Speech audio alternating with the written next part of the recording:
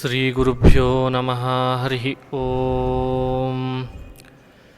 ಶುದ್ಧಾನಂದೋರು ಸಂವಿದ್ಯುತಿಬಲಬಹುಲೌದಾರ್ಯವೀರ್ಯಾದಿದೇಹಂ ಚಿಂತಾಸಂತಾಪಲೇಪೋದ್ಭವಮೃತಿಮುಖರಾಶೇಷದೋಷಾತಿದೂರಂ ಸದ್ಭಿರ್ವೈರಾಗ್ಯಭಕ್ತಿಶ್ರುತಿಮತಿನಿಯತಧ್ಯಾನಜಜ್ಞಾನಯೋಗಾತ್ ಗಮ್ಯಂ ವಂದೇ ಮುಕುಂದಾಭಿಧಮಮಲಮಲಂ ಬ್ರಹ್ಮವೇದಾಂತವೇದ್ಯಂ ಅಭ್ರಮಂ ಭಂಗರಹಿತಂ ಅಜಡಂ ವಿಮಲಂ ಸದಾ ಆನಂದತೀರ್ಥಮತುಳಂ ಭಜೆ ತಾಪತ್ರಯಾಪಹಂ ಮೂಕೋಪಿ ಯತ್ಪ್ರಸಾದೇನ ಮುಕುಂದಶಯನಾಯತೆ ರಾಜರಾಜಾಯತೆ ರಿಕ್ತೋ ರಾಘವೇಂದ್ರಂ ತಮಾಶ್ರಯೇ ಆಪಾದಮೌಲಿಪರ್ಯಂತಂ ಗುರುಣಾಮಾಕೃತಿಂ ಸ್ಮರೇತ್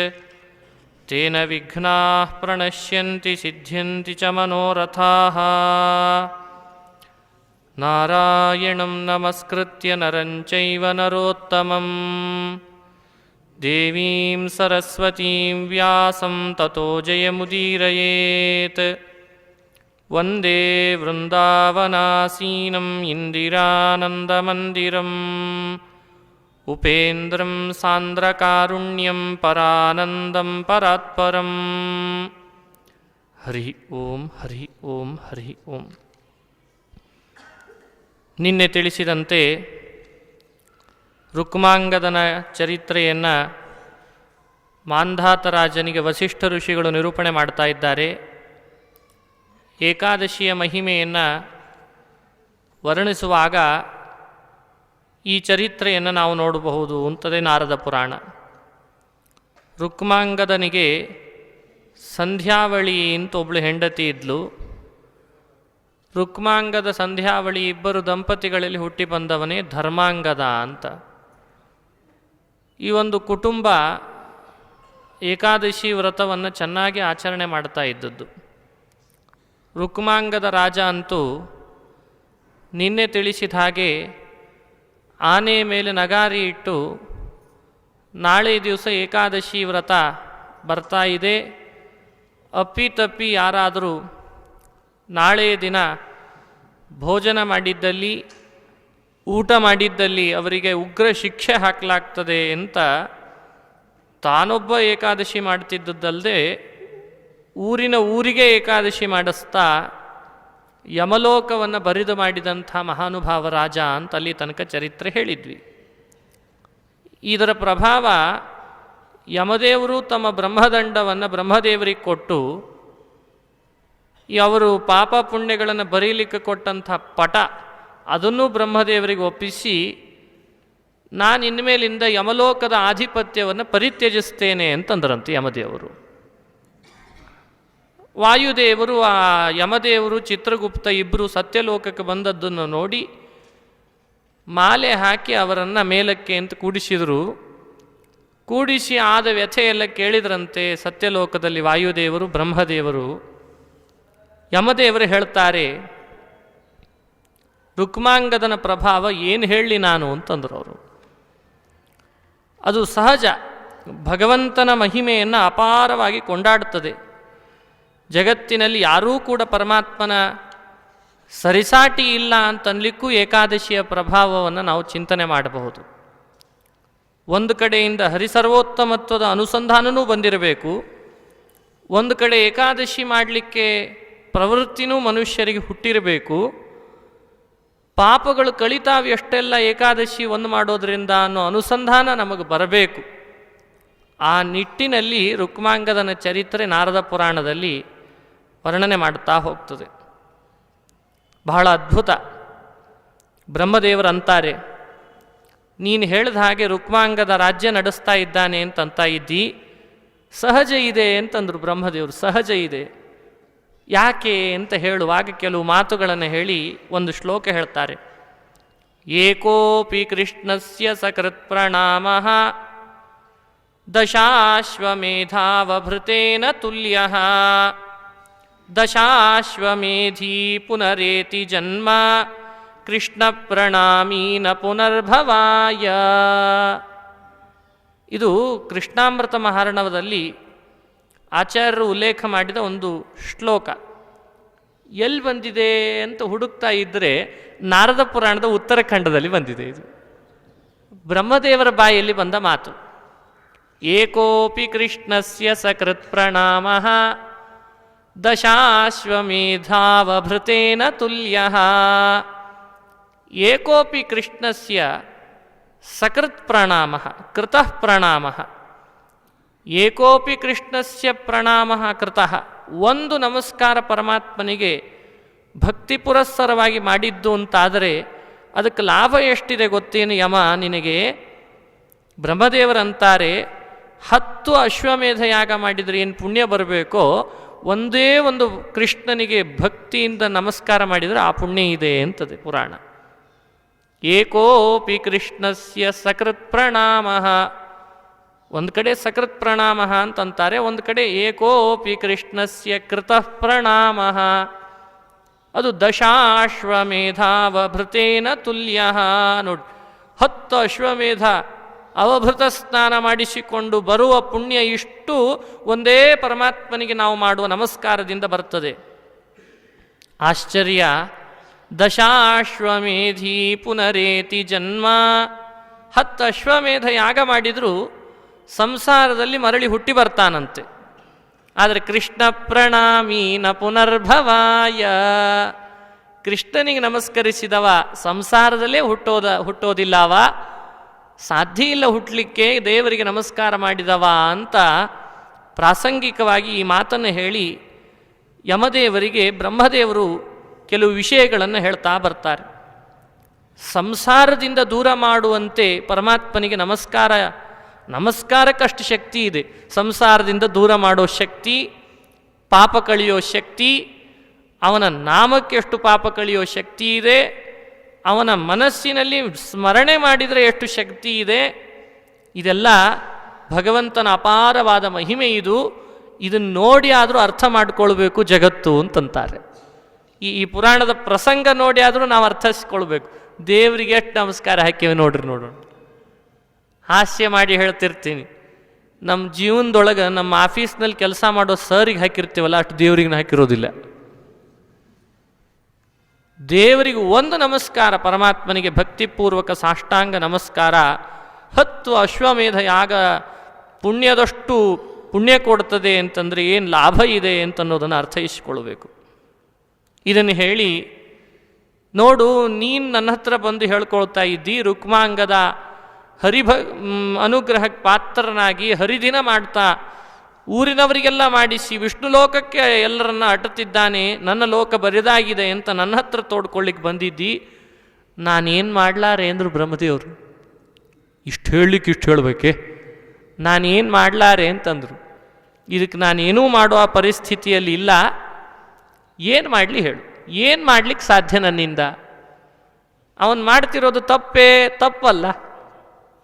ತಪ್ಪು ಮಾಡ್ತಿದ್ದವರನ್ನ ಭಗವಂತ ಭೂಲೋಕದಲ್ಲಿ ಒಬ್ಬ ಹುಟ್ಟಿದಾನೆ, ದುಷ್ಟ, ತಪ್ಪು ಮಾಡ್ತಿದ್ದಾನೆ, ಏನಾದರೂ ಮಾಡಿ ಅವನನ್ನು ನಿಗ್ರಹಿಸ್ಲಿಕ್ಕೆ ನೀನು ಅವತಾರ ಮಾಡು, ಅಥವಾ ನೀನೇ ಹೋಗು, ಇನ್ಯಾರನ್ನಾದರೂ ಕಳಿಸು, ಹೀಗೆಲ್ಲ ಪ್ರಾರ್ಥನೆ ಮಾಡಿ ದ್ವಾಪರ ಯುಗದೊಳಗೆ ಬೇರೆ ಬೇರೆ ಯುಗಗಳಲ್ಲೆಲ್ಲ ಪ್ರಾರ್ಥಿಸಿ ಅಸುರರ ಸಂಹಾರಕ್ಕೆ ಹೋಗಿದ್ದುಂಟು. ಆದರೆ ಇದೊಂದು ವಿಚಿತ್ರ ಕಥೆ. ಈ ರುಕ್ಮಾಂಗದ ಮಾಡ್ತಿರೋದು ಸರಿ ಇದೆ, ಅವನನ್ನು ನಿಗ್ರಹಿಸ್ಲಿಕ್ಕೆ ಹೇಳಬೇಕೆ ಅಥವಾ ಅವನನ್ನು ಕೊಲ್ಲಬೇಕು ಅಂತ ಹೇಳಲಿಕ್ಕಾಗ್ತದೆ? ಸರಿ ಮಾಡೋನನ್ನು ಬೇರೆ ಏನು ಮಾಡಲಿಕ್ಕೆ ಸಾಧ್ಯ ಹೇಳು? ಈ ಸಮಸ್ಯೆಗೆ ನನ್ನ ಹತ್ರ ಪರಿಹಾರ ಮಾಡೋದು ಕಷ್ಟ, ಯಾಕೆ ಮಾಡಿಸ್ತಿರೋ ಕೆಲಸ ಸರಿಯಾಗಿದೆ, ನಾನೇನು ಮಾಡಲಿಕ್ಕೆ ಸಾಧ್ಯ ಇಲ್ಲ ಅಂತಂದ್ಬಿಟ್ರಂತೆ.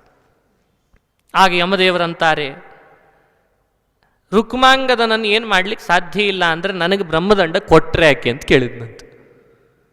ಈ ಪಾಪ ಪುಣ್ಯಗಳನ್ನು ಬರೀಲಿಕ್ಕೆ ಅಂತ ಒಂದು ಪಟ ಕೊಟ್ಟಿದ್ರಲ್ಲ, ನೋಡ್ರಿ ಎಷ್ಟರ ಮಟ್ಟಿಗೆ ಪಾಪ ಪುಣ್ಯಗಳ ಪಟದ ಬಗ್ಗೆ ಒಂದು ನಾರದ ಪುರಾಣ ಒಂದು ವಿವರಣೆ ಕೊಡ್ತದೆ. ಬ್ರಹ್ಮದೇವರ ಮುಂದೆ ನಿಂತಾಗ ತೋರಿಸಿದ್ನಂತೆ, ಒಂದು ಪಟದೊಳಗೆ ಒಂದು ಪಾಪದ ಒಂದೂ ಕೂಡ ಇಲ್ವಂತೆ. ನಿನ್ನೆ ಹೇಳಿದ್ದೆ ನಾನು, ಅಲ್ಲ, ಈ ರುಕ್ಮಾಂಗದನ ಆಡಳಿತದಲ್ಲಿದ್ದ ಜನತೆಯ ಪಾಪ ಇಲ್ಲದೆ ಇರಬಹುದು, ಅವ್ರಿಗೆ ಹಿಂದಿನ ಜನತೆ ಪಾಪ ಆದರೂ ಇರಬೇಕೋ ಬೇಡೋ ಅಂತ ಕೇಳಿದ್ರಂತೆ. ಅದಕ್ಕೆ ಯಮದೇವರಂತಾರೆ, ಇವ ವಂಶದಲ್ಲಿ ಬಂದವ್ರ ಹತ್ರ ಏಕಾದಶಿ ಮಾಡಿಸಿದ್ದಕ್ಕೆ ವಂಶದಲ್ಲಿ ಬಂದವರೆಲ್ಲರೂ ಪುಣ್ಯವಂತರಾಗಿದ್ರಂತೆ.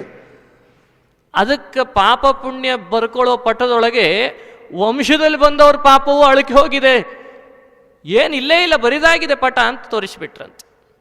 ತೋರಿಸಿ ಅದನ್ನು ವಾಪಸ್ ಕೊಡ್ತೇನೆ ಅಂತ ವಾಪಸ್ ಅರ್ಪಿಸಿಬಿಟ್ರು. ಅದನ್ನು ಏನು ಮಾಡಲಿಕ್ಕೆ ಸಾಧ್ಯ? ನನಗೂ ತಿಳಿದ ಹಾಗಾಗಿದೆ. ನಾನೂ ಪರಮಾತ್ಮನ ಸ್ಮರಣೆ ಮಾಡ್ತೀನಿ. ದೇವರ ಸ್ಮರಣೆಗೆ ಅಷ್ಟು ಫಲ ಇದೆ.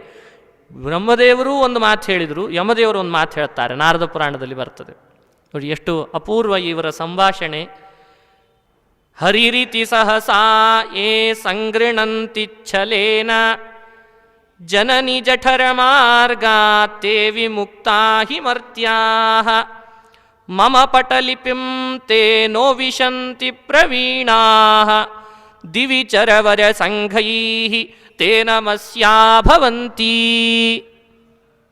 ಬ್ರಹ್ಮದೇವರೇ, ನನ್ನ ಈ ಪಟದೊಳಗೆ ಒಬ್ಬರ ಪಾಪ ಮಾಡಿದ್ದರ ಉಲ್ಲೇಖ ಯಾಕಿಲ್ಲ ಅಂದರೆ ಯಮದೇವರು ಕೊಟ್ಟ ಕಾರಣ. ಹರಿರೀತಿ ಸಹಸಾಯೇ ಸಂಗೃಣಂತಿಚ್ಛಲೇನ ಜನನಿ ಜಠರ ಮಾರ್ಗಾತ್ತೇ ವಿಮುಕ್ತಾ ಹಿ ಮರ್ತ್ಯಾಃ. ಬ್ರಹ್ಮ ಹರಿರೀತಿ ಸಹಸಾ ಯೇ ಸಂಗೃಣಂತಿ ಛಲೇನ, ಯಾವುದೋ ಒಂದು ನೆಪದಿಂದ ವ್ಯಾಜ್ಯದಿಂದ ಹರಿ ಹರಿ ಅಂತ ಬಾಯಲ್ಲಿ ಹೇಳಿದರೆ ಸಾಕು, ಅಂಥವರಿಗೆ ಜನನಿ ಜಠರ ಮಾರ್ಗಾತ್ತೇ ವಿಮುಕ್ತಾ ಹಿ ಮರ್ತ್ಯಾಃ, ತಾಯಿಯ ಗರ್ಭವಾಸದ ದುಃಖನೇ ಅವರಿಗಿಲ್ಲ ಅಂತ ಶಾಸ್ತ್ರ ಹೇಳ್ತದೆ. ಹರಿ ರೀತಿ ಸಹಸಾ ಯೇ ಸಂಗೃಣಂತಿ ಛಲೇನ, ಹರಿ ಹರಿ ಅಂದರೆ ಸಾಕಂತೆ. ಹರಿ ಶಬ್ದಕ್ಕಿಷ್ಟು ಮಹಿಮೆ ಹೇಳಿದರು ಯಮದೇವರು. ಹರಿ ರೀತಿ ಸಹಸಾ ಯೇ ಸಂಗೃಣಂತಿ ಛಲೇನ ಜನನಿ ಜಠರ ಮಾರ್ಗಾತ್ ತೇ ವಿಮುಕ್ತಾ ಹಿ ಮರ್ತ್ಯಾಃ. ಅವರು ಯಾರೂ ಕೂಡ ಹರಿ ಶಬ್ದ ಆಡಿದವರು ಮಮ ಪಟಲಿಪಿಂ ತೇ ನೋ ವಿಶಂತಿ ಪ್ರವೀಣಾಃ. ಮಮ ಪಟಲಿಪಿಂ ನೋ ವಿಶಂತಿ, ನನ್ನ ಪಾಪ ಪುಣ್ಯಗಳನ್ನು ಬರೆಯುವ ಈ ಲಿಪಿ ಏನದ ಇದರೊಳಗೆ ಅವರು ಸೇರೋದೇ ಇಲ್ಲ ಅಂತ ಅಂದ್ಬಿಟ್ರಂತೆ. ಇದರೊಳಗೆ ಸೇರೋದಿಲ್ಲ. ಮಮ ಪಟಲಿಪಿಂ ತೇ ನೋ ವಿಶಂತಿ ಪ್ರವೀಣಾಃ, ನಾನು ಅವರನ್ನು ಸೇರಿಸ್ಕೊಳ್ಳೋದಿಲ್ಲ ನನ್ನ ಪುಸ್ತಕದೊಳಗೆ. ಅಷ್ಟೇ ಅಲ್ಲ, ಅವರ ಪ್ರಭಾವ ದಿವಿಚರವರ ಸಂಘೈಹಿ, ದೇವತೆಗಳು ದೇವಲೋಕದಲ್ಲಿಯೂ ಕೂಡ ಹರಿನಾಮ ಹೇಳಿ ಬಂದಿದ್ದಾನೆ ನಮ್ಮ ಲೋಕಕ್ಕೆ ಅಂತ ಅವನನ್ನು ಸ್ತೋತ್ರ ಮಾಡಿ ಹೊಗಳ್ತಾರಂತೆ. ಇಷ್ಟು ಹರಿನಾಮವನ್ನು ಬಾಯಲ್ಲಿ ಹೇಳಿದವರಿಗಿದೆ ಲಾಭ. ಅಂದಮೇಲೆ ನನ್ನ ಪಟದೊಳಗೆ ಯಾವ ಒಬ್ಬರದು ಪಾಪ ಮಾಡಿದವರದು ಏನೂ ನಾವು ಉಲ್ಲೇಖ ಮಾಡಲಿಕ್ಕೆ ಆಗ್ತಾ ಇಲ್ಲ ಅಂದಮೇಲೆ ಈ ಪಟ ಬೇಕ್ಯಾಕೆ ನನಗೆ, ನೀವೇ ಇಟ್ಟುಕೊಳ್ರಿ ಅಂತ ಅಂದ್ಬಿಟ್ರಂತೆ. ಈಗ ನೀವಂತೀರಿ ನಮಸ್ಕಾರ ಮಾಡಿದರೆ 10 ಅಶ್ವಮೇಧ ಯಾಗ ಅಂತೀರಿ.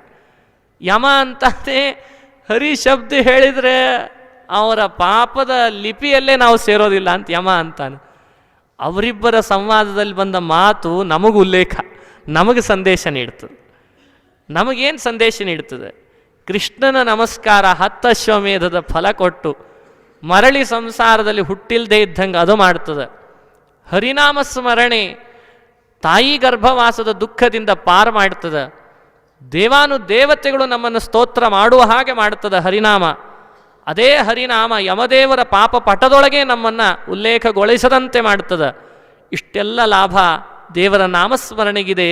ಇನ್ನು ಹರಿದಿನದ ಉಪವಾಸ ಏನೆಲ್ಲ ಪುಷ್ಟಿಕರವಾಯಿತು, ಏನೆಲ್ಲ ಲಾಭದಾಯಕವಾಯಿತು ಅಂದಮೇಲೆ ನಾನು ಸುಮ್ಮನೆ ಲೋಕಪಾಲಕನ ಈ ಪದವಿಯನ್ನು ಧರಿಸಿ ಈ ಯಮಪಟ್ಟಣದೊಳಗೆ ಇದ್ದು ಶಿಕ್ಷಿಸಲಿಕ್ಕೆ ಅಂತ ಈ ದಂಡ ಈ ಪಟ ಹಿಡ್ಕೊಳ್ಳೋದ್ರಲ್ಲಿ ಏನಿದೆ ಲಾಭ, ನೀವೇ ತಗೊಳ್ರಿ ಅಂತ ಕೊಟ್ಬಿಟ್ನಂತೆ.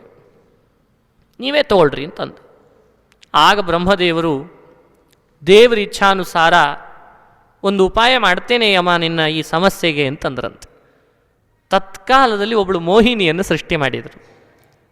ಮೋಹಿನಿಯನ್ನು ಸೃಷ್ಟಿ ಮಾಡಿದ ಉದ್ದೇಶ ಏನು? ನೈಜ ಹರಿಭಕ್ತ ಅಂತ ತಿಳಿದಿದೆಯೋ ಇಲ್ಲೋ, ರುಕ್ಮಾಂಗದ ನೈಜ ಹರಿಭಕ್ತ ಅಂತ ತಿಳಿದಿದೆಯೋ ಇಲ್ಲೋ? ತಿಳಿದಿದೆ ಅಂದರೆ ಮೋಹಿನಿಯನ್ನು ಸೃಷ್ಟಿ ಯಾಕೆ ಮಾಡಬೇಕು? ಹರಿಭಕ್ತ ಅಲ್ಲ ಅಂತಾದರೆ ಏಕಾದಶಿಯಾದಿ ಪ್ರಭಾವ ತೋರಿಸ್ಲಿಕ್ಕಾಗ್ತಿತ್ತೆ. ಏನು ಉದ್ದೇಶ? ಅದಕ್ಕೆ ನಿಮಿತ್ತ ಏನು? ಈ ಥರದ್ದೊಂದು ಪ್ರಸಂಗ ಭಾಗವತದಲ್ಲಿ ಬಂದಾಗ ಆಚಾರ್ಯ ನಿರ್ಣಯಿಸ್ತಾರೆ. ಕೆಲವೊಮ್ಮೆ ದೇವತೆಗಳು ಅಸುರರಿಗೆ ಅಂತಾಗುವಾಗ ಅವರನ್ನು ಮೋಹಿಸಿ ಅಧೋಲೋಕಕ್ಕೆ ಕರ್ಕೊಂಡು ಹೋಗಲಿಕ್ಕೆ ಮಾಡಿರ್ತಾರಂತೆ.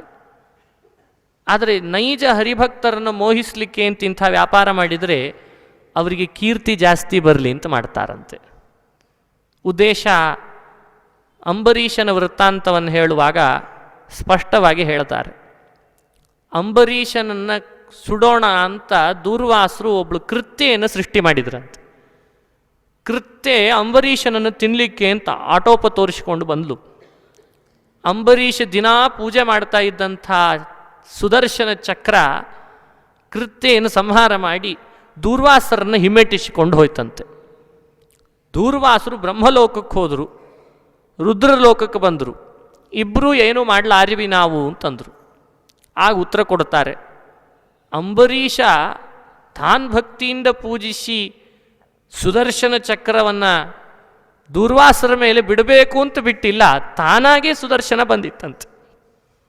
ಹರಿಭಕ್ತರನ್ನು ದೇವರು ಹೇಗೆ ಕಾಪಾಡ್ತಾನೆ ಅಂತನ್ಲಿಕ್ಕೆ ಬಹಳ ವಿಚಿತ್ರ ಪ್ರಸಂಗ. ಅಲ್ಲಿ ಆಚಾರ್ಯರು ಅಂತಾರೆ, ಬ್ರಹ್ಮದೇವರು ರಕ್ಷಿಸಲಿಲ್ಲ, ರುದ್ರದೇವರು ರಕ್ಷಿಸಲಿಲ್ಲ ದೂರ್ವಾಸರನ್ನು. ಸ್ವಯಂ ನಾರಾಯಣನ ಬಳಿಗೆ ಹೋದರೆ ಅವನೂ ಬೇಡ, ನನ್ನ ಹತ್ರ ಸಾಧ್ಯ ಇಲ್ಲ, ಅಹಂ ಭಕ್ತ ಪರಾಧೀನ, ನಾನೊಬ್ಬ ಭಕ್ತ ಪರಾಧೀನ, ಇಡೀ ಜಗತ್ತು ನನ್ನ ಅಧೀನವಾದರೆ ನಾನೂ ಕೂಡ ಭಕ್ತರಿಗೆ ಅಧೀನ ಅಂತ ದೇವರು ಹೇಳಿ ಮರಳಿ ಅಂಬರೀಷನ ಬಳಿಗೆ ದೂರ್ವಾಸರನ್ನು ಕಳಿಸಿದ ಪ್ರಸಂಗ ಭಾಗವತದಲ್ಲಿ ಬರ್ತದೆ. ಆಗ ಆಚಾರ್ಯರಂತಾರೆ, ಇದು ನಿಜವಾಗಲೂ ಏನು ಅರ್ಥ ಅಂದರೆ, ಇಂಥ ಪ್ರಸಂಗಗಳು ಎಲ್ಲಾದರೂ ಪುರಾಣದಲ್ಲಿ ಬಂದರೆ ಅದು ಅಂಬರೀಷನಂಥವರಿಗೆ ಕೀರ್ತಿ ಬರಲಿ ಅಂತ ಮಾಡಿರ್ತಾರೆ ಅಂತ ಅರ್ಥ. ಅಷ್ಟೇ ಹೇಳಿದ್ದು. ಅಂಬರೀಷನ ಭಕ್ತಿ ಬ್ರಹ್ಮದೇವರ ಭಕ್ತಿಗಿಂತ ಹೆಚ್ಚು ಅಂತ ಹೇಳು ಭಾವಿಸಬಾರ್ದು. ಯಾಕೆ ಬ್ರಹ್ಮದೇವರ ಕೈಯಲ್ಲೂ ಆಗಲಿಲ್ಲ, ಯಮದೇವರ ಕೈಯಲ್ಲೂ ಆಗಲಿಲ್ಲ ಅಂತ ಪುರಾಣದ ನೇರವಾದ ಕಥೆಯನ್ನು ಹೇಳಿದಾಗ ಅವ್ರಿಗಿಂತ ಇವನೇ ಸ್ವಲ್ಪ ಹೆಚ್ಚೋ ಏನೋ ಅಂತ ಅನಿಸ್ಲಿಕ್ಕೆ ಶುರು ಆಗ್ತದೆ. ಮಧ್ವಾಚಾರ್ಯ ಭಾಗವತ್ ತಾತ್ಪರ್ಯದಲ್ಲಿ ಸ್ಪಷ್ಟ ಹೇಳ್ತಾರೆ, ಬ್ರಹ್ಮಾದಿ ಕೋಟಿ ಅಂಶ, ಬ್ರಹ್ಮದೇವರು ಮಾಡುವ ಪುಣ್ಯದ ಆ ಭಾಗ ಮಾಡಿದ್ರು, ಒಂದು ಕೋಟಿ ಭಾಗ ಮಾಡಿದ್ರು, ಒಂದು ಭಾಗದ ಒಂದು ಅಂಶವೂ ಅಂಬರೀಷನ ಭಕ್ತಿ ಅಲ್ಲವಂತೆ. ಇನ್ನೇನು ಅಂಬರೀಷನ ಭಕ್ತಿ ವಿಚಾರ ಮಾಡಿ. ಯಮದೇವರ ಸಾಧನೆ ಏನು, ಬ್ರಹ್ಮದೇವರ ಸಾಧನೆ ಏನು. ಆದರೆ ಯಮದೇವರು ಹೇಳ್ಕೊಳ್ಳುವ ವಿಚಿತ್ರವಾದ ಪ್ರಸಂಗ ನೋಡಿದರೆ ಅನಿಸ್ಬಿಡ್ತದೋ, ರುಕ್ಮಾಂಗದ ಯಮದೇವರಿಗಿಂತ ಒಂದು ಪಟ್ಟು ಮೇಲೆ ಆಗಿದ್ದೋ ಏನೋ ಅಂತ ಅನಿಸ್ಲಿಕ್ಕೆ ಶುರು ಆಗ್ತದೆ. ಆ ಥರದ ಭಾವನೆ ಬರಬಾರ್ದು. ಅದಕ್ಕೆ ಅಂತಾರೆ ಪ್ರಹ್ಲಾದನ ಪ್ರಸಂಗ. ಬ್ರಹ್ಮದೇವರು ಸ್ತೋತ್ರ ಮಾಡುವವರಿಗೂ ಬ್ರಹ್ಮದೇವರು, ಇಂದ್ರದೇವರು, ರುದ್ರದೇವರು ಎಲ್ಲರೂ ಲಕ್ಷ್ಮೀ ನರಸಿಂಹನ ಸ್ತೋತ್ರ ಮಾಡಿದರು. ನರಸಿಂಹ ಶಾಂತನಾಗಲಿಲ್ಲ. ಪ್ರಹ್ಲಾದ ಸ್ತೋತ್ರ ಮಾಡಿದ ಕೂಡಲೇ ಶಾಂತನಾದ ಅಂತ ಭಾಗವತದ ಪ್ರಸಂಗ ಬರ್ತದೆ. ಮೇಲ್ನೋಟಕ್ಕೆ ಏನು ಅನಿಸ್ಬಿಡ್ತದೆ, ಅವರೇನು ಉಪಯೋಗ ಇಲ್ಲ, ಪ್ರಹ್ಲಾದ ಬಹಳ ದೊಡ್ಡ ವ್ಯಕ್ತಿ ಅಂತ ಅನಿಸ್ಬಿಡ್ತದೆ. ಅದಕ್ಕೆ ಅಂತಾರೆ ತತ್ಕಾಲದಲ್ಲಿ, ಆಗ ಆ ಕಾಲದಲ್ಲಿ ಇಂಥವರಿಗೆ ಪರಮಾತ್ಮ ಕೀರ್ತಿ ಕೊಡಬೇಕು ಅಂತ ಇರ್ತದಂತೆ. ಇಚ್ಛೆಗನುಸಾರವಾಗಿ ವರ್ತನೆ ಮಾಡ್ತಿರ್ತಾರಂತೆ. ಇಷ್ಟೇ ತಿಳಿಬೇಕೇ ಹೊರತು ಅವ್ರದ್ದು ಎಂದಿದ್ರೂ ಸ್ಥಾನಮಾನ ಅದು ದೊಡ್ಡದೇ, ಇವರ ಸ್ಥಾನಮಾನ ಅವರಿಗಿಂತ ಸಣ್ಣದೇ. ಈ ಭಾವನೆಯಲ್ಲಿ ವ್ಯತ್ಯಾಸ ಆಗಬಾರ್ದು. ಅದಕ್ಕೆ ಹೇಳಿದೆ, ಧ್ರುವ ತಪಸ್ಸಿ ಕುಳಿತಾಗ ದೇವತೆಗಳಿಗೆ ಮೊದಲೇ ಪರಮಾತ್ಮ ಆದೇಶ ಮಾಡಿರ್ತಾನೆ, ಭಾಳ ಪರೀಕ್ಷೆ ಮಾಡಬೇಡ್ರಿ ಅಂತಿದ್ದಂತೆ. ಭಾಳ ಪರೀಕ್ಷೆ ಮಾಡಿದರೆ ಸಣ್ಣ ಮಗು ಎಲ್ಲಿ ಎದ್ದು ಓಡಿ ಹೋಗಿಬಿಡ್ತದೋ, ಹೆಚ್ಚು ಪರೀಕ್ಷೆ ಮಾಡಬೇಡ್ರಿ ಅಂತಿದ್ದಂತೆ. ಅಂದರೆ ದೇವತೆಗಳು ಮಾಡುವಂಥ ಏನು ಕೆಲವು ತಪಸ್ಸಿ ಕುಳಿತವರನ್ನು, ವ್ರತದಲ್ಲಿ ನಿಷ್ಠೆ ಮಾಡ್ತಾ ಇರುವವರನ್ನು ವಿಘ್ನ ಮಾಡಲಿಕ್ಕೆ ಅಂತ ಬರ್ತಾರಲ್ಲ, ಅದರ ಹಿನ್ನೆಲೆಯನ್ನು ಆಚಾರ್ಯರ ತಾತ್ಪರ್ಯದಲ್ಲಿ ಬಹಳ ಕಡೆ ಹೇಳ್ತಾರೆ. ಆ ದೇವತೆಗಳಿಗೆ ಮಾಡುವ ಸಾಧಕರ ಮೇಲೆ ದ್ವೇಷ ಇಲ್ಲ, ಇನ್ನೂ ಕೀರ್ತಿ ಹೆಚ್ಚು ಬರಲಿ ಅಂತ ಉದ್ದೇಶ ಇರ್ತದಂತೆ. ಅದು ಹೇಗೆ ಅಂದರೆ ಪರೀಕ್ಷೆ ಮಾಡಿದ ಹಾಗೆ. ಪರೀಕ್ಷೆ ಓದಿರ್ತೀವಿ, ಅದು ಬೇರೆ. ಓದಿದ್ರೂ ಕೂಡ ಪರೀಕ್ಷೆ ಬರೆದಾಗ ನಮಗಿನ್ನೂ ಹೆಚ್ಚಿನ ಕಷ್ಟದ ಪ್ರಶ್ನೆ ಕೇಳಿ ಪರೀಕ್ಷೆ ಮಾಡಿದಾಗ ಕೀರ್ತಿ ಹೆಚ್ಚಾರಿಗೆ ಉತ್ತರ ಕೊಟ್ಟವನಿಗಿರ್ತದೆ. ಪರೀಕ್ಷೆ ಮಾಡಿದವ ಏನು ಪ್ರಶ್ನೆ ಕೇಳಿದ್ನು, ಏನು ಉಪಯೋಗ ಇಲ್ಲ ಇವ ಅಂತಂದ್ರೆ ಏನರ್ಥ? ಇಷ್ಟು ಕಷ್ಟದ ಪ್ರಶ್ನೆ ಕೇಳೋದ? ಅದು ಮಹತ್ವ ಅಲ್ಲ. ಎಷ್ಟೇ ಕಷ್ಟದ ಪ್ರಶ್ನೆ ಕೇಳಿದರೂ ಉತ್ತರ ಕೊಟ್ಟಾಗ ಉತ್ತರ ಕೊಟ್ಟವನಿಗೆ ಹೆಚ್ಚು ಕೀರ್ತಿ ಜಾಸ್ತಿ. ಹಾಗೆಯೇ ದೇವತೆಗಳೆಲ್ಲರೂ ಕೂಡ ಮೇಲಿಂದ ಮೇಲೆ ಸಾತ್ವಿಕರಾದವರು ಭಗವಂತನ ವ್ರತದಲ್ಲಿ ಪರಮಾತ್ಮನ ದಿನದಲ್ಲಿ ಆಸಕ್ತರಾಗಿ ವ್ರತನಿಷ್ಠೆಯಿಂದ ಕುಳಿತಾಗ ಒಮ್ಮೊಮ್ಮೆ ಪರೀಕ್ಷೆಗೆ ಅಂತ ಮಾಡ್ತಾರಂತೆ. ಅದರ ಉದ್ದೇಶ ನಮಗೆ ವಿಘ್ನ ತಂದು ಕೊಡೋದಲ್ಲ, ಅವರು ಪರಮ ಕಾರುಣ್ಯ ಮೂರ್ತಿಗಳು. ಆದರೂ ಆ ಬರೋ ವಿಘ್ನವನ್ನು ಸಹಿಸಿಕೊಂಡು ಇಷ್ಟು ದೊಡ್ಡ ಕೆಲಸ ಮಾಡಿದ ಇವ ಅನ್ನೋ ಕೀರ್ತಿ ತಂದುಕೊಡ್ಲಿಕ್ಕೆ ಹಾಗೆ ಮಾಡ್ತಾರಂತೆ. ಅಸುರರಿಗೆ ಹಾಗಲ್ಲ, ವಿಘ್ನ ತಂದು ಕೊಡಬೇಕು ಅಂಥೇಳಿ ಮಾಡ್ತಾರಂತೆ. ಕೆಲವರಿಗೆ ಹೀಗೆ, ಕೆಲವರಿಗೆ ಹಾಗೆ. ಈ ಅರ್ಥದಲ್ಲಿ ಬ್ರಹ್ಮದೇವರು ಮೋಹಿನಿಯನ್ನು ಸೃಷ್ಟಿ ಮಾಡಿದ ಉದ್ದೇಶ ಏನು ಅಂದರೆ, ಹರಿಭಕ್ತರಾದವರು, ದೇವರ ಅನುಗ್ರಹಕ್ಕೆ ಪಾತ್ರರಾದವರು ಏನಾದರೂ ಕೂಡ ಅವರಿಗೆ ಈ ಥರದ ಮೋಹ ಕಲ್ಯಾವೇಶಾದಿಗಳಿಂದ ಬಂದಿದ್ದರೂ ಮತ್ತೆ ದೂರ ಮಾಡಿಕೊಂಡು ದೇವರ ಕಡೆಗೆ ಮೊರೆ ಹೋಗ್ತಾರವರು ಅನ್ನೋ ಕೀರ್ತಿ ಯಾರಿಗೆ ಬರಬೇಕು ಅಂದರೆ ಭಕ್ತರಿಗೆ ಬರಬೇಕಂತೆ. ಅದೇ ಉದ್ದೇಶದಿಂದ ಮೋಹಿನಿಯನ್ನು ಸೃಷ್ಟಿ ಮಾಡಿದ್ರಂತೆ. ಮೇಲ್ನೋಟಕ್ಕೆ ಮೋಹಿನಿಯ ಸೃಷ್ಟಿ ರುಕ್ಮಾಂಗದ ಏಕಾದಶಿ ವ್ರತ ಬಿಡಬೇಕು ಅನ್ನೋ ದೃಷ್ಟಿಯಲ್ಲಿದೆ.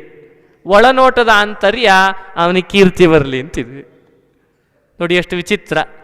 ಅಂದಿನ ಮೋಹಿನಿಯ ಸೃಷ್ಟಿ ಇಂದೇನಾಗಿದೆ ಅಂದರೆ, ಮೋಹಿನಿನೇ ಒಂದು ರೂಪದಲ್ಲಿ ಹಸಿವೆಯಾಗಿ ಸೃಷ್ಟಿಯಾಗಿದ್ದಾಳೆ. ಇವತ್ತು ಏಕಾದಶಿ ಮಾಡುವವರಿಗೆ ಮೋಹಿನಿ ಬಂದಿಲ್ಲ, ಹಸಿವೆ ಬಂದಿದ್ದಾಳೆ. ಅಥವಾ ಆಸೆ ಆಕಾಂಕ್ಷೆಗಳು ಒಂದು ದಿನದ ಉಪವಾಸದಿಂದ ಎಲ್ಲಿ ಏನಾಗಿ ಬಿಡುತ್ತದೋ ಅಂತನ್ನುವ ವಿಚಿತ್ರವಾದ ಮಾನಸಿಕ ಭಾವನೆಗಳು. ಡಾಕ್ಟರ್ ಹೇಳಿದ್ದಾರೆ, ಅವ್ರು ಹೇಳಿದ್ದಾರೆ, ಇವರು ಹೇಳಿದ್ದಾರೆ ಅಂತ ಬೇರೆ ಬೇರೆಯವರ ಮಾತುಗಳು, ಇವೆಲ್ಲ ಒಂದು ಮೋಹಿನಿಯಾಗಿ ನಮ್ಮನ್ನು ರುಕ್ಮಾಂಗದನನ್ನು ಹೇಗೆ ಪೀಡಿಸಿತೋ ಹಂಗೆ ನಮ್ಮನ್ನು ಇವೆಲ್ಲ ಪೀಡಿಸ್ತಾ ಇದ್ದಾವೆ ಇವತ್ತು. ಅಂದ ಆ ಮೋಹಿನಿ ಇಂದು ಇವತ್ತು ಇದೇ ಮೋಹಿನಿ. ಅವಳನ್ನು ಸೃಷ್ಟಿ ಮಾಡಿ ಏಕಾದಶಿ ಭಂಗ ಮಾಡಲಿಕ್ಕೆ ಅವಳು ಬಂದರೆ ಇವತ್ತು ನಮಗೆ ಇವಳೇ ಏಕಾದಶಿ ಭಂಗ ಮಾಡಲಿಕ್ಕೆ ಬರ್ತಾಳೆ. ನಮ್ಮ ಮಾನಸಿಕವಾದ ಅಸ್ಥಿರತೆ ಮನುಷ್ಯನಿಗೇನು ಮಾಡ್ತದೆ, ಎಲ್ಲ ಕಾರ್ಯಕ್ಕೂ ಅದು ಭಂಗ ತಂದು ಕೊಡ್ತದೆ. ಅವಳೇ ಮೋಹಿನಿಯ ಅರ್ಥನೇ ಅದು. ಮನಸ್ಸಿನ ಭಾವನೆಗಳನ್ನು ಮೋಹ ಯಾರುಗೊಳಿಸ್ತಾರೋ ಅವಳೇ ಮೋಹಿನಿ. ಹಾಗೆ ನಮ್ಮ ಅನ್ಕೊಂಡಿರ್ತೀವಿ ದಶಮಿ ಬಂದಾಗಲೇ ನಾಳೆ ಏಕಾದಶಿ ಮಾಡಿಬಿಡ್ಬೇಕಪ್ಪ ಅಂತ. ರಾತ್ರಿನೇ ಶುರು ಆಗಿರ್ತದೆ ಆಡಂಬರ. ನಾಳೆ ಏಕಾದಶಿ ಅನ್ನೋದು ದ್ವಾದಶಿದು ಸಮೇತ ತಗೊಳ್ಳೋದು, ನಾಳೆ ಏಕಾದಶಿ ಅನ್ನೋದು ತಗೊಳ್ಳೋದು. ಅಂದರೆ ಮನಸ್ಸಿನ ಭಾವನೆಗಳನ್ನು ಎಷ್ಟು ಕಲ್ಮಶಗೊಳಿಸಿಬಿಡ್ತಾಳೆ. ಅದೇ ಮೋಹಿನಿ ಬ್ರಹ್ಮದೇವರಿಂದ ಸೃಷ್ಟಿಯಾಗಿ ಸ್ಫುರದ್ರೂಪಿ ಚಲುವಿ ಅವಳು ಬಂದು ಒಂದು ಪರ್ವತದಲ್ಲಿ ಬಂದು ಕುಳಿತಲಂತೆ. ತನ್ನ ಗಾನದ ಸಂಪತ್ತಿನಿಂದ ಗಾನ ಮಾಡ್ತಾ ಇದ್ದಾಳೆ. ಯಮದೇವರೇ, ಇದೊಂದು ಉಪಾಯ ದೇವರ ಇಚ್ಛಾನುಸಾರ ಮಾಡಿದ್ದೇನೆ, ಮುಂದೇನಾಗ್ತದೆ ನೋಡೋಣ ಅಂತಂದರು. ಮೋಹಿನಿ ಕೈ ಮುಗಿದು ನಿಲ್ತಾಳೆ ಬ್ರಹ್ಮದೇವರ ಮುಂದೆ. ಬ್ರಹ್ಮದೇವರಂತಾರೆ, ಎಲ್ಲ ಸಭೆ ನೋಡ್ತಾ ಇದೆ ಮೋಹಿನಿಯನ್ನು, ನೋಡಿದವರೆಲ್ಲ ಮೋಹಿತಳಾಗೋ ಹಾಗಿದ್ಲಂತವಳು, ಅಷ್ಟು ಸ್ಫುರದ್ರೂಪಿ. ಆಗ ಬ್ರಹ್ಮದೇವರು ಒಂದು ಹಿತನುಡಿಯನ್ನು ಹೇಳ್ತಾರೆ. ಪರಸ್ತ್ರೀಯನ್ನು ಕೆಟ್ಟ ಭಾವನೆಯಿಂದ ನೋಡೋದ್ರಿಂದ ಏನು ಅನಾಹುತ ಆಗ್ತದೆ ಅಂತನ್ಲಿಕ್ಕೆ ನಾರದ ಪುರಾಣ ಇವೆಲ್ಲ ಕತೆ. ಏಕಾದಶಿಯ ಮಹತ್ವ ಒಂದೇ ಬಂದಿಲ್ಲ ನಾರದ ಪುರಾಣದಲ್ಲಿ. ಸಂವಾದದಲ್ಲಿ ಬೇರೆ ಬೇರೆ ವಿಷಯಗಳು ಹೊರಹೊಮ್ಮುತ್ತವೆ. ಬಹಳ ವಿಚಿತ್ರ. ಬ್ರಹ್ಮದೇವರಂತಾರೆ, ತಾಯಿ, ಮಗಳು, ಸೊಸೆ, ಅತ್ತಿಗೆ, ಗುರುಪತ್ನಿ ಇವರನ್ನು ಯಾರಾದರೂ ಕಾಮಪೂರಿತವಾದ ದೃಷ್ಟಿಯಿಂದ ನೋಡಿದ ಅಂತಂದರೆ ಅವನು ಮಾಡಿದ ಪುಣ್ಯ ಎಲ್ಲ ಪೂರ್ಣ ಹೋಗಿಬಿಡ್ತದಂತೆ.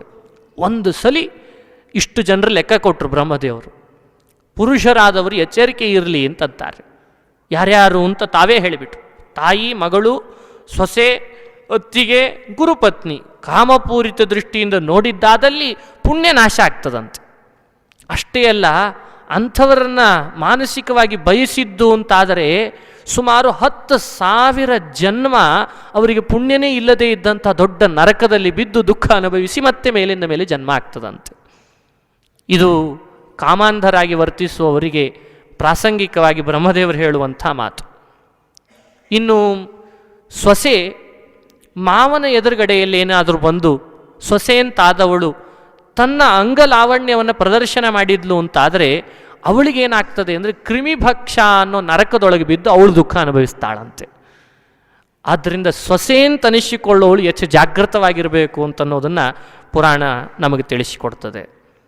ಮಾವ ಅಂತಾದವ ಸೊಸೆಯ ಕೈಯಲ್ಲಿ ಕಾಲು ತೊಳಸ್ಕೊಳ್ಳೋದಾಗಲಿ, ಅಂಗಮರ್ದನ ಮಾಡಿಸ್ಕೊಳ್ಳೋದಾಗಲಿ, ಈ ಥರದ ಯಾವ ಕೆಲಸವೂ ಕೂಡ ಆಗದೇ ಇದ್ದಾಗೆ ನೋಡಿಕೊಳ್ಬೇಕು ಎಚ್ಚರಿಕೆಯಿಂದ ಅಂತ ಈ ಮಾತೆಲ್ಲ ಬ್ರಹ್ಮದೇವರು ಹೇಳ್ತಾ ಇದ್ದಾರಂತೆ. ಪ್ರಾಸಂಗಿಕವಾಗಿ ಸುಮಾರು ಹೇಳ್ತಾ ಬರ್ತಾರೆ. ಹೀಗೆ ಪರಸ್ತ್ರೀಯರನ್ನು ನೋಡೋದ್ರಿಂದ ಏನೆಲ್ಲ ಅನಾಹುತ ಆಗ್ತದೆ ಅಂತನ್ನೋದನ್ನು ಬಹಳ ಸ್ಪಷ್ಟವಾಗಿ ಬ್ರಹ್ಮದೇವರು ಹೇಳಿದರು. ಯಾರು ಪತಿತನಾಗ್ತಾರೆ, ಪತಿತ ಅಂತ ಯಾರು ಕರೆಸ್ಕೊಳ್ತಾರೆ, ಮಾನಸಿಕವಾಗಿ ಬಯಸಿದರೆ ಸಾಕು ಅವರೆಲ್ಲ ಆ ರೀತಿ ಆಗಿ ಹೋಗ್ತಾರೆ ಅಂತ ಆ ಸಭೆಯಲ್ಲಿ ಈ ವಿಷಯಗಳನ್ನೆಲ್ಲ ಪ್ರಸ್ತಾಪಪಡಿಸಿ ಹೇಳ್ತಾರೆ. ಮೋಹಿನಿ ಹೇಳ್ತಾಳೆ, ನಾನಂತೂ ಸೃಷ್ಟಿ ನಿಮ್ಮಿಂದ ಆಗಿದ್ದೇನೆ, ಈಗ ನಾನೇನು ಮಾಡಬೇಕು ನೀವು ತಿಳಿಸ್ರಿ, ಆ ಕೆಲಸ ನಾನು ಮಾಡ್ತೇನೆ ಅಂತಂದ್ಲಂತೆ. ನೋಡು, ನಿನ್ನನ್ನು ಸೃಷ್ಟಿ ಮಾಡಿದ ಉದ್ದೇಶ ಒಬ್ಬ ವ್ಯಕ್ತಿಯನ್ನು ಮೋಹಗೊಳಿಸಬೇಕು, ಅದಕ್ಕೆ ನಿನ್ನ ಸೃಷ್ಟಿ ಮಾಡಿದೆ ಅಂತಂದ್ರಂತೆ. ಅವಳಂತಾಳೆ, ಹೆಂಡ ಕುಡಿದ ಮೇಲೆ ಮೋಹ ಹೋಗ್ತಾರಂತೆ, ನಾನಿದ್ದೇನಲ್ಲ ನೋಡಿದ್ರೇ ಮೋಹಗೊಳಿಸ್ತೇನೆ ಅಂತನ್ಲಂತೆ. ಬಹಳ ಅದ್ಭುತ ಮಾತು ನಾರದ ಪುರಾಣದೊಳಗೆ. ಪೀತಂ ಹಿ ಮದ್ಯಂ ಮನುಜೇನ ನಾಥ ಕರೋತಿ ಮೋಹಂ ಸುವಿಚಕ್ಷಣಸ್ಯ ಸ್ಮೃತಾ ಚ ದೃಷ್ಟಾ ಯುವತಿ ನರೇಣ ವಿಮೋಹ ಯೇ ದೇವ ಸುರಾಧಿಕಾಹಿ. ಹೆಂಡಕ್ಕಿಂತವೂ ಒಂದು ರೀತಿ ಹೆಣ್ಣು ಬಹಳ ತೀಕ್ಷ್ಣ ಅಂತೆ, ಮೋಹಗೊಳಿಸ್ತಾಳೆ. ಆದ್ದರಿಂದ ನೋಡಿದರೆ ಮೋಹಗೊಳಿಸೋ ಹಾಗೆ ನಾನಿದ್ದೇನೆ, ನೀವೇನು ಆದೇಶ ಮಾಡ್ತೀರ ನಾನು ಆ ಕೆಲಸ ಮಾಡ್ತೇನೆ ಅಂತ ಅವಳಂದ್ಲು. ಸರಿ ಅಂತ ಎಷ್ಟು ಎಚ್ಚರಿಕೆ ಮಾತುಗಳೆಲ್ಲ ಪುರಾಣದಲ್ಲಿ ಬರ್ತದೆ. ಭಾಗವತದಲ್ಲಿಯೂ ಹೇಳಿದ್ದಾರೆ, ಹೆಣ್ಣು ಅಂದರೆ ಅಗ್ನಿ ಇದ್ದ ಹಾಗೆ. ಬಹಳ ಚೆನ್ನಾಗಿ ಹೇಳ್ತದೆ ಭಾಗವತ, ಅಗ್ನಿ ಸಮಾನ. ಪುರುಷ ಅಂದರೆ ತುಪ್ಪದ ಗಡಿಗೆ ಅಂತವ. ಅಲ್ಲಿ ಕೊಡೋ ದೃಷ್ಟಾಂತನೇ ಅರ್ಥ ಆಗೋದಿಲ್ಲ ಮೊದಲು ನಮಗೆ, ಅಷ್ಟು ಕಷ್ಟ ಭಾಗವತ. ಹೆಣ್ಣು ಅಂದರೆ ಅಗ್ನಿ ಇದ್ದ ಹಾಗೆ, ಪುರುಷ ಅಂದರೆ ಘೃತಕುಂಭಮಿವ ಅಂತಂತಾರೆ, ತುಪ್ಪದ ಗಡಿಗೆ ಅಂತಂತಂದ್ರು. ಏನು ಅಂತ ಅರ್ಥ? ಏನಂದ್ರೆ ಇಷ್ಟೇ, ಅಗ್ನಿಯ ಶಾಖೆ ಅದು ತುಪ್ಪದ ಕೊಡ ದೂರದಲ್ಲಿಟ್ಟರು ತಾಗಿದರೆ ಸಾಕು ಕರಗಿಬಿಡ್ತದೆ. ಹೆಣ್ಣಿನ ಸ್ವಭಾವ ಅದು ದೂರದಲ್ಲಿದ್ದರೂ ಅಷ್ಟೇ, ಸುಮ್ಮನೆ ಹಾಗೆ ಸ್ಮರಣೆಗೋ ದರ್ಶನಕ್ಕೋ ಬಿದ್ದರೆ ಸಾಕು ಈ ಪುರುಷ ಕರಗಿಬಿಡ್ತಾನೆ. ಎಚ್ಚರಿಕೆ ಇರಲಿ ಜೀವನ ನಡೆಸುವಾಗ ಭಾಗವತ ಧರ್ಮ ಆಚರಣೆ ಮಾಡುವ ಪುರುಷರಿಗೆ ಅಂತ ಆ ಮಾತೆಲ್ಲ ಬಹಳ ಚೆನ್ನಾಗಿ ವ್ಯಾಖ್ಯಾನ ಮಾಡ್ತಾರೆ ವಿಷ್ಣು ತೀರ್ಥರು. ಹೀಗಾಗಿ ಹೆಣ್ಣಿನ ಸಹವಾಸ, ಅವಳ ಸಂಘ, ಅವಳನ್ನು ಬಯಸೋದು, ಇವೆಲ್ಲವೂ ನಮಗೆ ದೊಡ್ಡ ದೊಡ್ಡ ಪಾಪಕ್ಕೆ ಕಾರಣ ಆಗ್ತದೆ ಅನ್ನೋ ಅಂಶ ನಾರದ ಪುರಾಣ ವ್ಯಕ್ತಪಡಿಸಿ ಮೋಹಿನಿಯನ್ನು ಕಳಿಸಿಕೊಡ್ತಾರೆ ಬ್ರಹ್ಮದೇವರು. ನೀನು ಹೋಗು, ಅವನು ಮೋಹಿಸಿ ಬಾ ನೋಡ್ತೇನೆ ಅಂತಂದರು. ಅವಳು ಉದ್ಯುಕ್ತಳಾಗಿ ಪರ್ವತದ ಮೇಲೆ ಬಂದು ಕುಳಿತಾಳೆ. ಅಪೂರ್ವವಾದ ಆಭರಣಗಳನ್ನು ತೊಟ್ಟುಕೊಂಡು ಆ ಪರ್ವತದ ಮೇಲೆ ಬಂದು ಸಂಗೀತ ಹೇಳ್ತಾ ಕುಳಿತಲು. ಆಗ ರುಕ್ಮಾಂಗದ ಧರ್ಮಾಂಗದ ಅಂತ ತನ್ನ ಮಗನಿಗೆ ಎಲ್ಲ ರಾಜ್ಯವನ್ನು ಒಪ್ಪಿಸಬೇಕು. ಒಪ್ಪಿಸುವಾಗ ಹೇಳ್ತಾನಂತೆ, ನಾನಿನ್ನ ದಿಗ್ವಿಜಯಕ್ಕೆ ಹೊರಡ್ತೇನೆ, ಇಷ್ಟು ದಿನ ರಾಜ್ಯ ಪರಿಪಾಲನೆ ಮಾಡಿದ್ದೇನೆ, ನಿನ್ನ ವೀರ್ಯ, ನಿನ್ನ ಪರಾಕ್ರಮ, ಶೌರ್ಯ ಕಂಡು ರಾಜ್ಯ ನಿನಗೆ ಒಪ್ಪಿಸಿ ಇನ್ನು ನಾನು ಮಾತ್ರ ಕಾಡಿಗೆ ಹೋಗ್ತೇನೆ. ಕಾಡಿನೊಳಗೆ ಬೇರೆ ಬೇರೆ ರೀತಿಯಾದ ಬೇಟೆ ಆಡಬೇಕು ಅಂತಿದೆ, ಬೇಟೆ ಆಡ್ತೇನೆ. ಬೇಟೆ ಆಡ್ತಾ ಆಡ್ತಾ ಮತ್ತೆ ಯಾವಾಗಾದರೂ ಮನೆಗೆ ಬಂದು ಹೋಗ್ತಿರ್ತೇನೆ. ಆದರೆ ರಾಜ್ಯದ ಜವಾಬ್ದಾರಿ ನನಗೆ ಬೇಡ, ನಿನಗೆ ಒಪ್ಪಿಸ್ತೇನೆ ಅಂತ ಒಪ್ಪಿಸಿಬಿಟ್ನಂತೆ. ಒಪ್ಪಿಸಿ ರುಕ್ಮಾಂಗದ ಕಾಡಿಗೆ ಅಂತ ಬೇಟೆಗಾಗಿ ಹೊರಟಿದ್ದಾನೆ.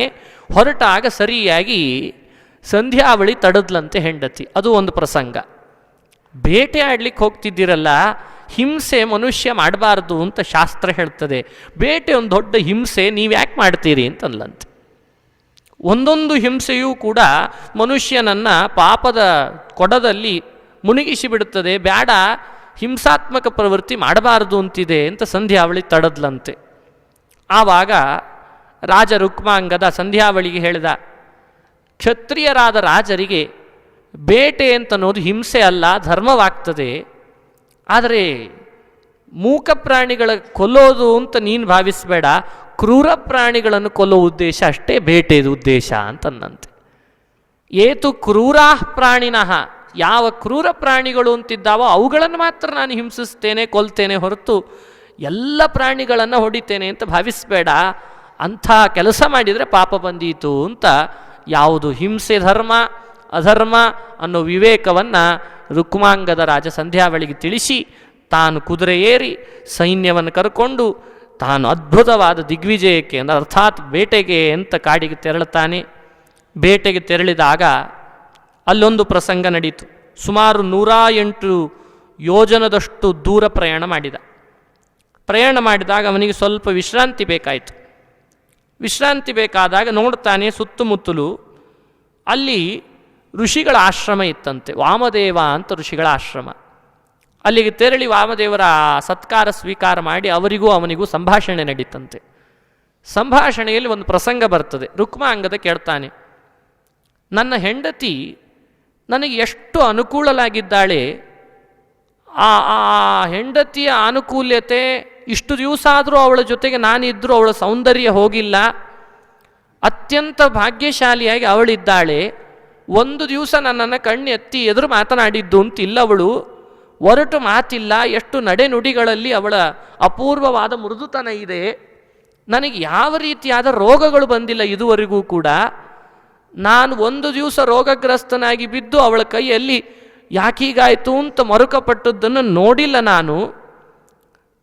ನಾನು ಎಲ್ಲಿ ಸಂಚಾರ ಮಾಡ್ತೇನೆ ಅಲ್ಲೆಲ್ಲ ನನ್ನ ಹೆಂಡತಿ ಹಿಂದಿನಿಂದ ಬರ್ತಾಳೆ, ಅವಳ ಕಾಲಿಟ್ಟಲ್ಲೆಲ್ಲ ನಿಧಿ ಇದೆ. ಅಷ್ಟು ಸುಖದ ದಾಂಪತ್ಯ ನಮ್ಮಿಬ್ಬರಲ್ಲಿ ನಡೀತಾ ಇದೆ. ನನ್ನ ಮಗ ರುಕ್ಮಾಂಗದ, ಅದು ಧರ್ಮಾಂಗದ, ಅವನಂತೂ ನನ್ನ ಮಾತನ್ನು ಮೀರಿ ಒಂದು ದಿವಸ ನಡೀತಾ ಇಲ್ಲ. ಇಷ್ಟೆಲ್ಲ ಮಾಡಿದಾನೆ ನನ್ನ ಮಗ ನನಗೆ ಅಂತ ಒಂದು ಪಟ್ಟಿ ಹೇಳಿದ್ನಂತೆ. ಧರ್ಮಾಂಗದ ಎಲ್ಲೆಲ್ಲಿ ದಿಗ್ವಿಜಯಕ್ಕೆ ಹೋಗಿ ತನ್ನ ಪರಾಕ್ರಮ ತೋರಿಸಿ ರತ್ನಗಳನ್ನು ಕರಗಳನ್ನು ತಂದು ಒಪ್ಪಿಸಿದಾನೆ ಅಂತ ತನ್ನ ಮಗನ ಅಪೂರ್ವ ಪರಾಕ್ರಮ ಹೇಳಿದ, ತನ್ನ ಹೆಂಡತಿಯನ್ನು ಹೊಗಳಿದ. ಇಷ್ಟು ಸುಖವಾಗಿ ನನ್ನ ಈ ದಾಂಪತ್ಯ, ಈ ನನ್ನ ಮನೆ ನಡೀಲಿಕ್ಕೆ ಏನು ಕಾರಣ? ವಾಮದೇವ ಋಷಿಗಳೇ ನೀವು ಹೇಳ್ರಿ ಅಂತಂದಂತೆ. ಎಷ್ಟು ವಿಚಿತ್ರ ಪ್ರಸಂಗ ಬರ್ತದೆ ವಾಮನ ಪುರಾಣ.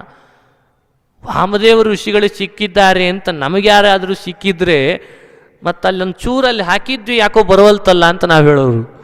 ಅದು ಹಂಗಾಗ್ಯದ, ಇದು ಹಿಂಗಾಗ್ಯದ. ದುಃಖಗಳನ್ನು ತೋಡ್ಕೊಳ್ಳೋರೇ ಬಹಳ. ಇವ ದುಃಖ ತೋಡ್ಕೊಳ್ಳಿಲ್ಲ. ಇದ್ದ ತನ್ನ ಸಿರಿತನ, ಸಂಪತ್ತು, ಸುಖ, ಸಂಸಾರದಲ್ಲಿ ತಾನು ಅನುಭವಿಸ್ತಾ ಇರುವ ವಿಚಿತ್ರವಾದ ಪ್ರಸಂಗಗಳನ್ನು ಎಲ್ಲ ಹೇಳಿ ಇಷ್ಟು ಸುಖ ಬರಲಿಕ್ಕೆ ಏನು ಕಾರಣ ಅಂತ ಕೇಳಿದ್ನಂತೆ. ನಾನು ಏನು ಅಂಥದ್ದು ಮಾಡಿದ್ದೇನೆ ಅಂತ ನನಗಿವರೆಲ್ಲ ಸಿಕ್ಕಿದ್ದಾರೆ. ನನ್ನ ಪ್ರಜೆಗಳು ಒಂದು ದಿವಸ ನಾನು ಮಾಡಿದ ಆದೇಶವನ್ನು ಹಿಂತೆಗಿತಾ ಇಲ್ಲ. ನಾನು ಮಾಡಿದ ಆದೇಶ ಚಾಚೂಚ ತಪ್ಪದೆ ಮಾಡ್ತಿದ್ದಾರೆ. ಇಷ್ಟು ಒಳ್ಳೆ ಪ್ರಜೆ, ಇಂಥ ರಾಜ್ಯ, ಇಂಥ ಹೆಂಡತಿ, ಇಂಥ ಮಕ್ಕಳು, ಇದನ್ನೆಲ್ಲ ಪಡೀಲಿಕ್ಕೆ ನಾನೇನು ಮಾಡಿದ್ದೇನೆ ಹೇಳ್ರಿ ಅಂತ ವಾಮದೇವ ಋಷಿಗಳನ್ನು ಪ್ರಶ್ನಿಸ್ತಾ ಇದ್ದಾನಂತೆ ರುಕ್ಮಾಂಗದ. ಆಗ ವಾಮದೇವ ಋಷಿಗಳಂತಾರೆ, ರಾಜನ್, ನೀನು ಹಿಂದಿನ ಜನ್ಮದಲ್ಲಿ ನೀನೊಬ್ಬ ನಿಜವಾಗಲೂ ಶೂದ್ರನಾಗಿ ಹುಟ್ಟಿದ್ದಿ. ಶೂದ್ರನಾಗಿ ಹುಟ್ಟಿದರೂ ಕೂಡ ನೀನೊಂದು ವ್ರತದ ಆಚರಣೆಯ ಕಥೆಯನ್ನು ಶ್ರವಣ ಮಾಡಿ ಅದೇ ಆಚರಣೆಯನ್ನು ಮಾಡಿ ವ್ರತವನ್ನು ಇಂಥ ಅಪೂರ್ವವಾದ ರಾಜ್ಯ ಪದವಿ, ಇಷ್ಟು ಸುಖ ಅನುಭವಿಸ್ತಾ ಇದ್ದಿ ಅಂತಂದ್ರಂತೆ. ಯಾವುದದು ವ್ರತ ಅಂತ ಕೇಳಿದಾಗ ಅಶೂನ್ಯ ಶಯನ ವ್ರತ ಅಂತ ಹೇಳ್ತಾರೆ. ಅದಕ್ಕೆ ಅಶೂನ್ಯ ಶಯನ ವ್ರತ, ಇದು ವಾಮದೇವ ಋಷಿಗಳು ಹೇಳಿದಂಥ ಮಾತು. ಶೂದ್ರನಾಗಿ ಜನಿಸಿದರೂ ಕೂಡ ನೀನು ಎಲ್ಲೋ ಕಾಡಿನಲ್ಲಿ ಅಡ್ಡಾಡ್ತಾ ಒಮ್ಮೆ ಒಬ್ಬ ಜ್ಞಾನಿಗಳಾದ ಬ್ರಾಹ್ಮಣರ ಜೊತೆಗೆ ಸ್ವಲ್ಪ ಹೊತ್ತು ಯಾತ್ರೆ ಮಾಡಿದ್ದಂತೆ. ಯಾತ್ರೆ ಅಂತ ಮಾಡಲಿಲ್ಲ, ಅವ್ರು ಹೊರಟಿದ್ರು, ಅವ್ರ ಜೊತೆಗೆ ಸ್ವಲ್ಪ ನಾನು ಬರಲ್ಲ ಅಂತ ಕೇಳ, ಬಾಪ ಅಂತಂದರು. ಜ್ಞಾನಿಗಳ ಜೊತೆಗೆ 4 ಹೆಜ್ಜೆ ಇಟ್ಟರೆ ಸಾಕಂತೆ, ಎಷ್ಟು ಪುಣ್ಯ ಇದೆ. ಅವ್ರು ಯಾರು ಅಂದರೆ ಅಶೂನ್ಯ ಶಯನ ವ್ರತದ ಆಚರಣೆ ಮಾಡ್ತಿದ್ದ ಒಬ್ಬ ಬ್ರಾಹ್ಮಣರಂತೆ. ಅವ್ರ ಜೊತೆಗೆ 4 ಹೆಜ್ಜೆ ಪ್ರಯಾಣ ಮಾಡಿದ. ಆ ವ್ರತದ ಆಚರಣೆಯ ಉದ್ಯಾಪನೆ ನಡೆದಿತ್ತಂತೆ. ಆ ಉದ್ಯಾಪನೆ ಹೊತ್ತಿಗೆ ಇವನು ಹೋದ, ಅಲ್ಲಿ ಕಥೆ ನಡೀತಾ ಇತ್ತು, ಅದನ್ನೆಲ್ಲ ಶ್ರವಣ ಮಾಡಿದ. ಅದರದ್ದು ಶ್ರವಣ, ಅದನ್ನು ಆಚರಿಸಬೇಕು ಅಂತ ನಿನಗನಿಸಿ ಒಂದ್ಸಲಿ ಆಚರಣೆ ಮಾಡಿದ್ದು, ಅದರ ಪ್ರಭಾವದಿಂದ ಇಷ್ಟು ಪಡೆದಿದ್ದಿ ನೋಡು ಅಂತಂದ್ರಂತೆ. ಇದೆಲ್ಲ ನಾರದ ಪುರಾಣದ ಪ್ರಾಸಂಗಿಕವಾಗಿ ಬರೋ ಕಥೆಗಳು. ಕೇವಲ ಏಕಾದಶಿಯ ಮಹತ್ವಕ್ಕೆ ಹೇಳಲಿಕ್ಕೆ ಹೊರಟಿರಬಹುದು, ಆದರೆ ಮೇಲ್ನೋಟಕ್ಕೆ ಅನ್ನಿಸ್ತದೆ ಕೇವಲ, ಆದರೆ ಒಳಗಡೆಯಲ್ಲಿ ಇವೆಲ್ಲ ವಿಷಯಗಳು ಅಡಕವಾಗಿದೆ. ಅದಕ್ಕೆ ಹೇಳ್ತಾ ಇದ್ದೇನೆ. ಅಶೂನ್ಯ ಶಯನ ವ್ರತ ಅಂದರೆ ಏನದು ವ್ರತ? ಏನಂಥದ್ದು? ಎಲ್ಲಿ ಮಾಡಿದ ಇವ ಅಂದರೆ ವಿಶ್ರಾಮ ಘಾಟ್ ಅಂತ ಬರ್ತದೆ. ಮಥುರಾದಲ್ಲಿ ವಿಶ್ರಾಮ ಘಾಟ್ ಅಂತಿದೆ. ವಿಶ್ರಾಂತಿ ತೀರ್ಥ, ವಿಶ್ರಾಂತಿ ತೀರ್ಥ ಮಮಲಂ ಅಂತ ವಾದರಾಜರು ವರ್ಣನೆ ಮಾಡ್ತಾರೆ. ಕೃಷ್ಣ ಕಂಸನನ್ನು ಸಂಹಾರ ಮಾಡಿದ ಮೇಲೆ ಸ್ವಲ್ಪ ಹೊತ್ತು ವಿಶ್ರಾಂತಿ ತಗೊಂಡಂತೆ. ಅದು ಪುರಾಣದಲ್ಲಿ ಬಂದಿದೆ ನೋಡಿ. ಕಂಸನನ್ನು ಕೊಂದದ್ದಕ್ಕೆ ವಿಶ್ರಾಂತಿ ತಗೊಂಡು, ಅಥವಾ ಉಳಿದವರು ಯಾತ್ರೆಗೆ ಅಂತ ಹೋದಾಗ ಇಲ್ಲಿ ವಿಶ್ರಾಂತಿ ತಗೊಳ್ಳಿ ಅಂತ ತಗೊಂಡು, ಅದು ಗೊತ್ತಿಲ್ಲ. ನಾವು ಯಾತ್ರೆಗೆ ಹೋದಾಗ ಬಹಳ ಸುಸ್ತಾದರೆ ಒಂದು ಹಂತಕ್ಕೆ ಹೋಗಿ ವಿಶ್ರಾಂತಿ ಪಡಿಬೇಕಲ್ಲ.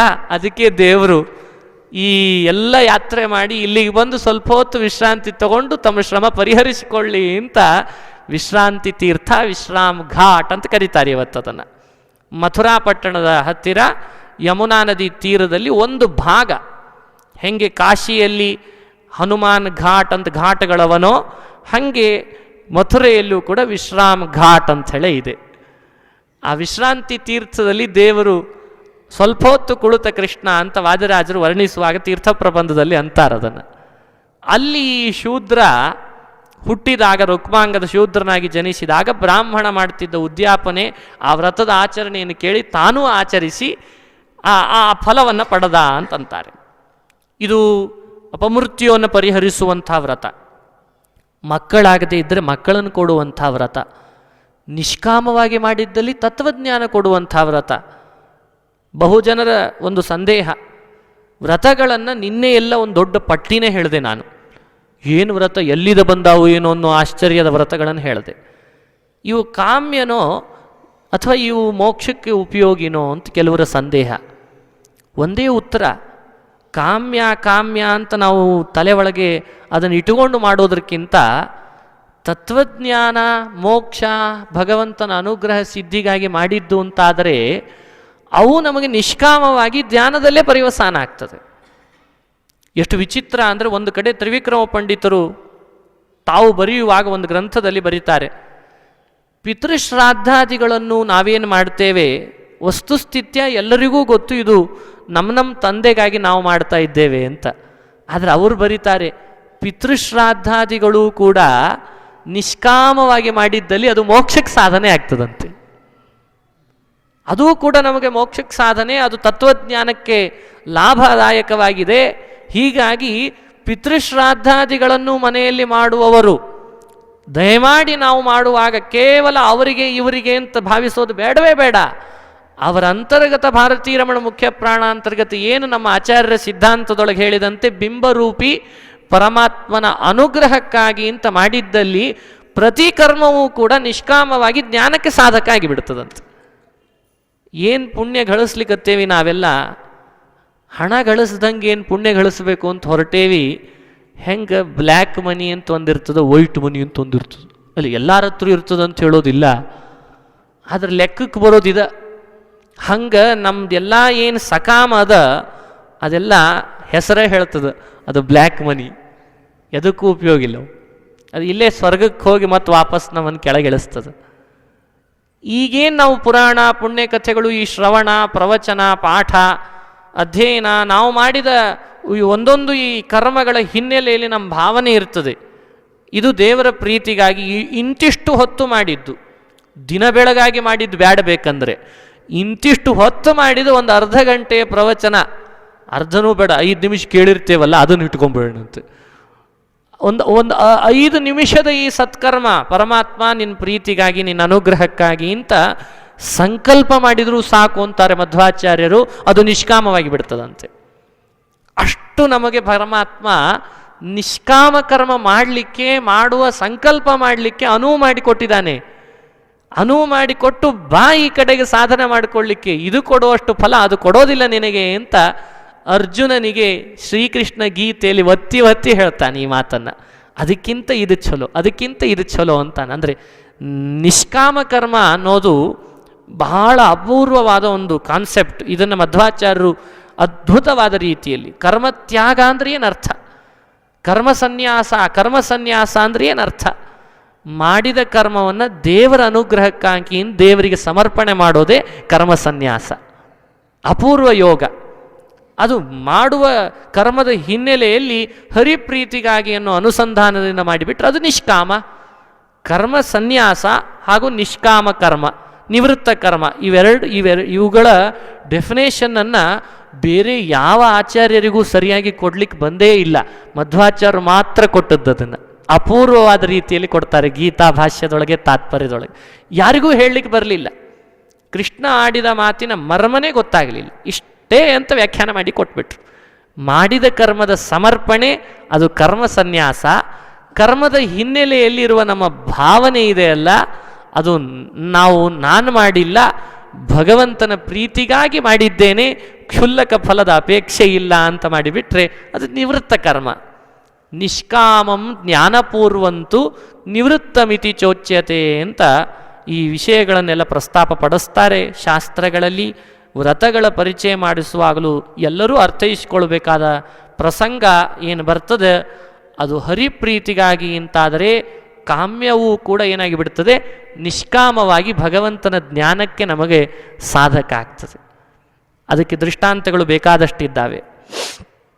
ಹೀಗೆ ಈ ಒಂದು ವ್ರತ ಆಚರಣೆ ಮಾಡ್ತಾನೆ ಆ ಶೂದ್ರನಾಗಿ ಜನಿಸಿದಾಗ ರುಕ್ಮಾಂಗದ ಅಶೂನ್ಯ ಶೈನಿ ವ್ರತ.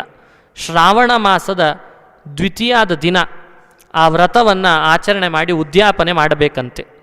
ಶಯ್ಯಾದಾನ, ವಸ್ತ್ರದಾನ, ಶಯ್ಯ ಮೇಲೆ ಲಕ್ಷ್ಮೀನಾರಾಯಣನ ಪ್ರತಿಮೆ ಇಟ್ಟು ಪೂಜಿಸಿ ಅದನ್ನು ದಾನ ಮಾಡಬೇಕಂತೆ. ಒಂದು ವ್ರತದ ಪದ್ಧತಿ, ಅದು ಉದ್ಯಾಪನೆ ಎಲ್ಲ ಸಂಕ್ಷಿಪ್ತವಾಗಿ ಇವತ್ತೆಲ್ಲ ಬೇರೆ ಬೇರೆ ಪಂಚಾಂಗದಲ್ಲಿಯೂ ಅದನ್ನು ಇತ್ತೀಚೆಗೆ ಮುದ್ರಣ ಮಾಡ್ಲಿಕ್ಕತ್ತಾರೆ. ಮೊದಲಿನ ಪಂಚಾಂಗದಲ್ಲಿ ನಾವು ಅದನ್ನು ನೋಡಿರಲಿಲ್ಲ.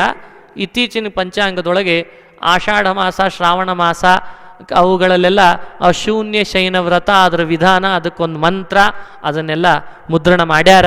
ಅದು ನೋಡಬಹುದು. ಬಹಳ ಚಿಕ್ಕದಾದ ಚೊಕ್ಕ ವ್ರತ. ದಾಂಪತ್ಯ ಸರಸಮಯವಾಗಿ ಯಾವಾಗಲೂ ಇರಬೇಕು ಅಂದರೆ ಅಶೂನ್ಯ ಶಯನ ವ್ರತವನ್ನು ಮಾಡಬೇಕಂತೆ. ಅದರ ಪ್ರಭಾವದಿಂದಲೇ ಈ ಶೂದ್ರ ಜನ್ಮ ಬಂದಾಗ ಅದನ್ನು ಮಾಡಿದರ ಪ್ರಭಾವದಿಂದ ಮಾಡಿ ದೇಹ ಬಿಟ್ಟ ಮರುಜನ್ಮದಲ್ಲಿಯೇ ಅವನು ಹುಟ್ಟಿದ್ದೆಲ್ಲಿ ಅಂದರೆ ರುಕ್ಮಾಂಗದನಾಗಿ ಹುಟ್ಟಿದ್ದಂತೆ. ಹೀಗಾಗಿ ನಾವು ಅಶೂನ್ಯ ಶಯನ ವ್ರತದ ಮಹತ್ವವನ್ನು ತಿಳಿಬೇಕು. ಇಷ್ಟು ಮಾಡಿ ಮುಂದೆ ಏಕಾದಶಿ ವ್ರತದ ಪ್ರಭಾವ ಇವೆಲ್ಲವೂ ನಿನ್ನಲ್ಲಿ ಇದ್ದುದರಿಂದ ನಿನ್ನ ಹೆಂಡತಿಯ ಸೌಂದರ್ಯ, ನಿನ್ನಲ್ಲಿರುವ ಪರಾಕ್ರಮ ಇವೆಲ್ಲ ಹಾಗೆ ಉಳಿದಿದೆ ಅಂತಂದ್ರಂತೆ ವಾಮದೇವ ಋಷಿಗಳು. ಏಕಾದಶಿಯ ಪ್ರಭಾವ ದೇಹದ ಪೌಷ್ಟಿಕತೆಯನ್ನು ಕಾಪಾಡ್ತದಂತೆ, ಹೆಂಡತಿಯಲ್ಲಿದ್ದ ಸೌಂದರ್ಯವನ್ನು ಅದು ಕಾಪಾಡ್ತದೆ ಎನ್ನುವ ವಿಷಯಗಳನ್ನೆಲ್ಲ ಪ್ರಸ್ತಾಪಪಡಿಸಿದರು. ಆಮೇಲೆ ಆ ವಾಮದೇವರ ಮಾತುಗಳನ್ನು ಕೇಳಿ ಮುಂದಕ್ಕೆ ಅಂತ ಬೇಟೆಗೆ ಹೊರಟಾಗ ಮಂದರ ಅಚಲಕ್ಕೆ ಅಂತ ಬಂದ. ಮಂದರ ಅಚಲಕ್ಕೆ ಬರ್ತಾ ಇರಲಿಕ್ಕೆ ದಿವ್ಯವಾದ ಈ ಮೋಹಿನಿಯ ಗಾನ ಕೇಳಿಸ್ತು. ಗಾನ ಅದು ಪುರುಷ ಲೋಕದ್ದಲ್ಲ, ಮನುಷ್ಯ ಲೋಕದ್ದಲ್ಲದು, ದೇವಲೋಕದ ಸುಂದರಿ. ಅವಳ ಗಾನ ಕೇಳಿ ಮೈಮರಿಯೋ ಹಾಗಾಯ್ತಂತೆ. ಹತ್ತಿರಕ್ಕೆ ಬರ್ತಾನೆ. ಇಂಪಾದ ಧ್ವನಿ, ವಿಚಿತ್ರ ಧ್ವನಿ ಇವನನ್ನು ಕೆರಳಿಸ್ತಾ ಇದೆ ಒಳಗಡೆಗೆ ಬರೋ ಹಾಗೆ. ಹತ್ತತ್ರ ಬಂದು ನೋಡಿ ಅವಳ ಸೌಂದರ್ಯಕ್ಕೆ ಮೋಹಿತನಾಗಿ ಮೂರ್ಛನೆ ಬಿದ್ದಂತೆ. ಅಂಥ ಪರಿಸ್ಥಿತಿ. ಮನುಷ್ಯ ರುಕ್ಮಾಂಗದ ದೇವಲೋಕಕ್ಕೂ ಅಗಮ್ಯ ವಿಚಿತ್ರ ಗಾನವನ್ನು ಕೇಳಿ ಅಲ್ಲಿಗೆ ಬಂದು ಮೂರ್ಛೆ ಬಿದ್ದವಳನ್ನು ಎಬ್ಬಿಸ್ತಾಳೆ ಇವನು. ಮೋಹಿನಿ ಎಬ್ಬಿಸಿ ಮಾತನಾಡಿಸಿದ್ಲು. ಯಾಕೆ ಹೀಗಾಗಿದ್ದೀರಿ, ಏನು ಕಾರಣ? ನನ್ನನ್ನು ವಿವಾಹ ಮಾಡಿಕೊಳ್ಬೇಕು ಅಂತ ಇಚ್ಛೆ ಇದ್ದರೆ ಹೇಳ್ರಿ, ಮಾಡ್ಕೊಳ್ತೀನಿ ಅಂತ ಬೇರೆ ಅನ್ಲಂತೆ. ಸರಿ ಹೋಯಿತು.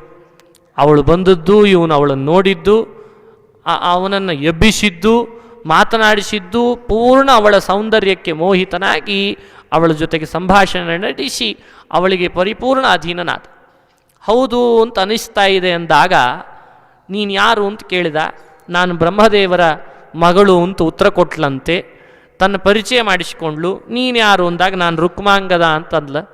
ನಿಮ್ಮ ಸಲುವಾಗಿ ಇಷ್ಟು ದಿವಸ ನನ್ನ ತಪಸ್ಸು ನಡೆದಿತ್ತು ಅಂದ್ಲಂತೆ. ಪುರಾಣ ಹೇಳ್ತದೆ ಸಂಗೀತದ ತಪಸ್ಸಂತ ಅವಳು. ಸಂಗೀತದ ಏನು ತಪಸ್ಸು ನಡೆದಿತ್ತು ಯಾರ ಸಲುವಾಗಿ ಅಂತ ಕೇಳಿದ್ರೆ ಅವಳು ಅಂತಾಳೆ, ನೀವು ಬರ್ತೀರಿ ಅಂತ ಇಷ್ಟು ದಿವಸ ನಾ ತಪಸ್ಸು ಮಾಡ್ತಾ ಇದ್ದೆ, ನೀವೇ ಬಂದ್ರಿ, ನಿಮ್ಮನ್ನು ವಿವಾಹ ಮಾಡ್ಕೊಳ್ತೇನೆ ಅಂದು. ಆಯಿತು, ಅವಶ್ಯ ನಡಿ. ಇಡೀ ನನ್ನ ರಾಜ್ಯ, ನನ್ನ ಸಂಪತ್ತು, ನನಗಿರುವ ಈಗಿನ ಮಗ, ನನ್ನ ಹೆಂಡತಿಯರು ಎಲ್ಲರೂ ನಿನ್ನ ದಾಸಿಯರಾಗಿ ವರ್ತಿಸುವ ಹಾಗೆ ನಾನು ಮಾಡ್ತೇನೆ. ನಿನ್ನ ಈ ಅಪೂರ್ವ ಸೌಂದರ್ಯ ನೋಡಿ ಮೋಹಿತಳಾಗಿದ್ದೇನೆ ನಾನು, ನಡಿ ಅಂತಂದಂತೆ. ಕೊಟ್ಟ ಮಾತಿಗೆ ತಪ್ಪಲಾರೆ ಅಂತ ನಾನು ಭಾವಿಸಿದ್ದೇನೆ ಅಂದ್ಲು ಅವಳು. ಆಯಿತು ಅಂತಂದ. ಸತ್ಯ ಹುಟ್ಟಿದಾಗಿಂದ ಆರಂಭ ಮಾಡಿ ಇವತ್ತಿನವರೆಗೂ ಸುಳ್ಳು ಹೇಳಿದ್ದಿಲ್ಲ. ಸತ್ಯದ ಮಹತ್ವ ಏನು ಅಂತ ನನಗೆ ಗೊತ್ತು. ಹೀಗಾಗಿ ನಾನು ಕೊಟ್ಟ ಮಾತನ್ನು ತಪ್ಪುವವನಲ್ಲ. ಆದರೂ ನನಗೆ ಸಂದೇಹ, ನಿನ್ನ ಮಗ ಬೇಡ ಅಂದರೆ ಏನು ಮಾಡ್ತಿ ಅನ್ನಲಾರ ಅಂತಂದ್ಲು. ಎಲ್ಲ ಇವನ ಕಡೆಯಿಂದ ಮಾತನ್ನು ಮೋಹಿನಿ ಸ್ವೀಕಾರ ಮಾಡಿಯೇ ಮೊದಲೇ ಸಂಚು ರೂಪಿಸಿದಂತೆ ಅವಳು ಅವನನ್ನು ವಿವಾಹ ಅಂತ ಮಾಡಿಕೊಂಡು ಮನೆಗೆ ತೆರಳುತ್ತಾಳೆ. ಏನು ಅಪೂರ್ವ ಸೌಂದರ್ಯದಿಂದ ಮೋಹಿಗೊಳಿಸಿ ಮೋಹಿನಿ ರುಕ್ಮಾಂಗದನನ್ನು ಮನೆಗೆ ಕರ್ಕೊಂಡು ಹೋದ್ಲಂತೆ. ಮನೆಗೆ ಕರ್ಕೊಂಡು ಹೋಗುವಾಗ ನೋಡ್ತಾನೆ ಧರ್ಮಾಂಗದ. ಯಾರಿವಳು ಅಂತ ಕೇಳಿದ. ಇವಳು ನಿನಗೆ ಇನ್ನೊಬ್ಬಳು ತಾಯಿ ಅಂತ ಪರಿಚಯ ಮಾಡಿಸಿದ್ನಂತೆ. ಅವಳಿಗೂ ಇವನಿಗೂ ಅಪೂರ್ವವಾದ ಸಂವಾದ ನಡೀತು.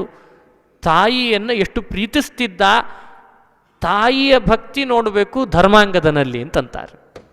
ಭಾರಿ ಭಕ್ತಿ, ತಾಯಿಯ ಮೇಲೆ ಅಷ್ಟಿಷ್ಟಲ್ಲದ ಭಕ್ತಿ ನಾರದ ಪುರಾಣ ಹೇಳ್ತದೆ ಧರ್ಮಾಂಗದನಲ್ಲಿದ್ದದ್ದನ್ನು. ಸಂಧ್ಯಾವಳಿಯಲ್ಲಿ ಏನು ಭಕ್ತಿ ಇತ್ತೋ ತಂದೆ ಕರ್ಕೊಂಡು ಬಂದ ಈ ಮೋಹಿನಿಯಲ್ಲೂ ಅದೇ ಭಕ್ತಿ ಮಾಡಿದ್ದಂತೆ ಧರ್ಮಾಂಗದ. ಒಂದು ಸ್ವಲ್ಪವೂ ಕೂಡ ಅವನಿಗೆ ಮನಸ್ಸಿಗೆ ವಿಕಾರ ಆಗಲಿಲ್ಲ, ಬ್ಯಾಡ ಅಂತ ಅನ್ನಲಿಲ್ಲ. 300 ಜನ ಹೆಂಡತಿಯರಿದ್ರಂತೆ ರುಕ್ಮಾಂಗದನಿಗೆ, ನಾರದ ಪುರಾಣ ಹೇಳ್ತದೆ. ಇಂಥವೆಲ್ಲ ಕೇಳಿದ್ರು ಸ್ವಲ್ಪ ಕಷ್ಟ ರೀ. ಪುರಾಣದೊಳಗೆ ಇದನ್ನು ಕೇಳೋದೇ ಬಹಳ, ಉಳಿದೆಲ್ಲ ಅಂಶ ಬಿಟ್ಬಿಟ್ಟಿರ್ತಾರೆ. ಯಾಕೆ ಮಾಡೋ ಅನರ್ಥಕ್ಕೆ ಕಾರಣ ಕೊಡ್ಲಿಕ್ಕೆ ಇದು ಚಂದ ಇರ್ತಾವೆ ನೋಡ್ರಿ. ಇತ್ತೀಚೆಗೆಲ್ಲ ಅವು ಶುರು ಆಗ್ಯಾವ.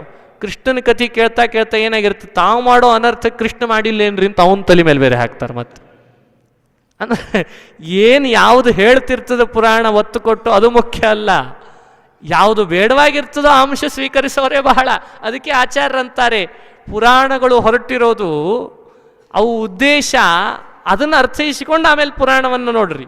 ಹೊರಟಿರೋ ಉದ್ದೇಶ ಭಗವಂತನಲ್ಲಿ ಭಕ್ತಿ ಮೂಡಿಬೇಕು. ಏನು ಪರಮಾತ್ಮನ ಭಕ್ತರು ತಮ್ಮ ಜೀವನ ನಡೆಸುವಾಗ ತಾವೂ ಕೂಡ ಇಂತಿಂಥ ಪ್ರಸಂಗಗಳನ್ನು ಅನುಭವಿಸಿ ಆಮೇಲೆ ಅವರೇನೇ ಬ್ಯಾಡ ನನಗೆ ಈ ಸಂಸಾರ ಅಂತ ಹೇಳಿ ದೇವರ ಕಡೆಗೆ ಏನು ವಾಲಿದರೂ ಅದನ್ನು ತಿಳಿಸೋ ಉದ್ದೇಶ ಅವರಿಗಿರ್ತದೆ. ನಮಗೆ ಅವು ಉದ್ದೇಶಗಳೆಲ್ಲ ಬ್ಯಾಡಾಗಿರ್ತಾವೆ. ಈ 300 ಜನ ಹೆಂಡತಿಯರು ಅದು ಯಾವಾಗಲೂ ನೆನಪಿರ್ತದೆ. ಮತ್ತೆ ಯಾವಾಗಲೂ ನೋಡ್ರಿ, ಉಳಿದಿಡೀ ನಾರದ ಪುರಾಣದ ಏಕಾದಶಿ ಮಹಿಮೆ ಯಾರ್ಯಾರಿಗೂ ಗೊತ್ತಿರೋದಿಲ್ಲ. ಅಪ್ಪಿ ತಪ್ಪಿ ನಾರದ ಪುರಾಣ ಅಂದ್ಕೂಳೆ ಅದೇ ರುಕ್ಮಾಂಗದೆ ನೀವು 300 ಜನ ಹೆಂಡತಿಯರಿದ್ರು ಆ ವಿಷಯ ಬರ್ತದಲ್ವ ಆಚಾರ್ಯ ಅಂತನ್ನೋರೇ ಜಾಸ್ತಿ.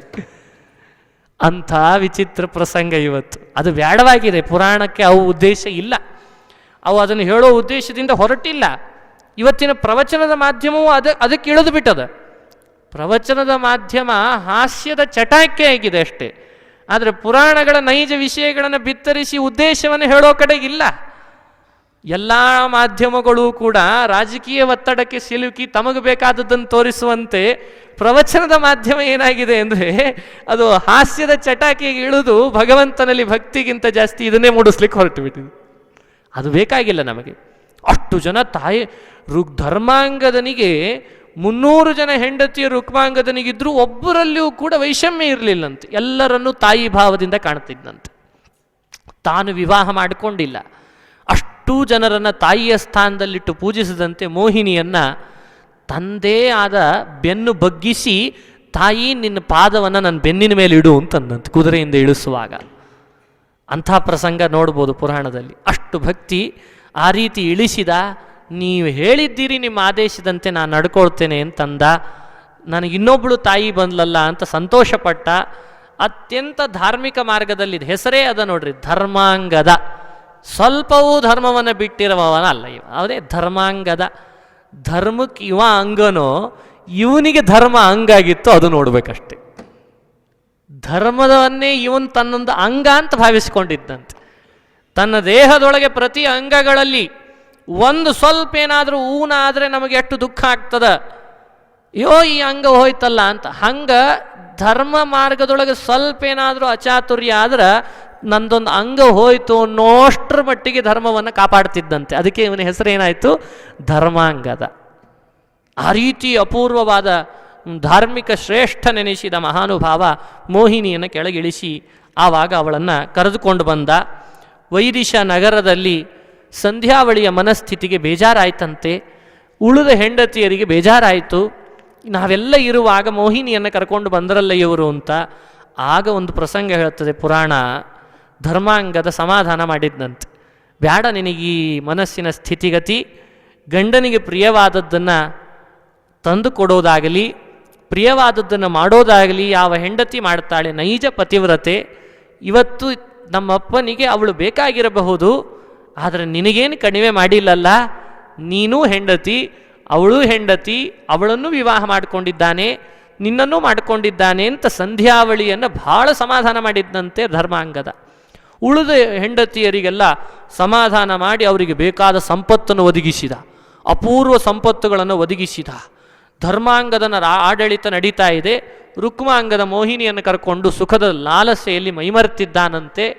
ಮೈಮರೆತಾಗ ಇನ್ನೂ ಪ್ರಾಸಂಗಿಕ ಕೆಲವು ಕಥೆಗಳೆಲ್ಲ ಬರ್ತಾವೆ. ತಿಳಿಸ್ತೇನೆ ಮತ್ತೆ ಯಾವಾಗಾದರೂ. ಬಹಳ ವಿಚಿತ್ರ ಅಂದರೆ ಅತೀ ಸುಖದ ಲಾಲಸೆಯಲ್ಲಿ ಮೈಮರೆತ ಬಿಟ್ಟಂತೆ ರುಕ್ಮಾಂಗದ. ಆಗ ಒಂದು ನಡೀತು ಪ್ರಸಂಗ. ಕಾರ್ತೀಕ ಮಾಸ ಬಂತಂತೆ. ಕಾರ್ತೀಕ ಮಾಸ ಬಂದಿದೆ. ರುಕ್ಮಾಂಗದ ತನ್ನ ಆಡಳಿತ ಧರ್ಮಾಂಗದ ನಡೆಸ್ತಿದ್ದಾನೆ. ಮರುದಿನ ಕಾರ್ತೀಕ ಮಾಸ ಅಂತ ಗೊತ್ತಾದ ಕೂಡಲೇ ಎದ್ದದಂತೆ.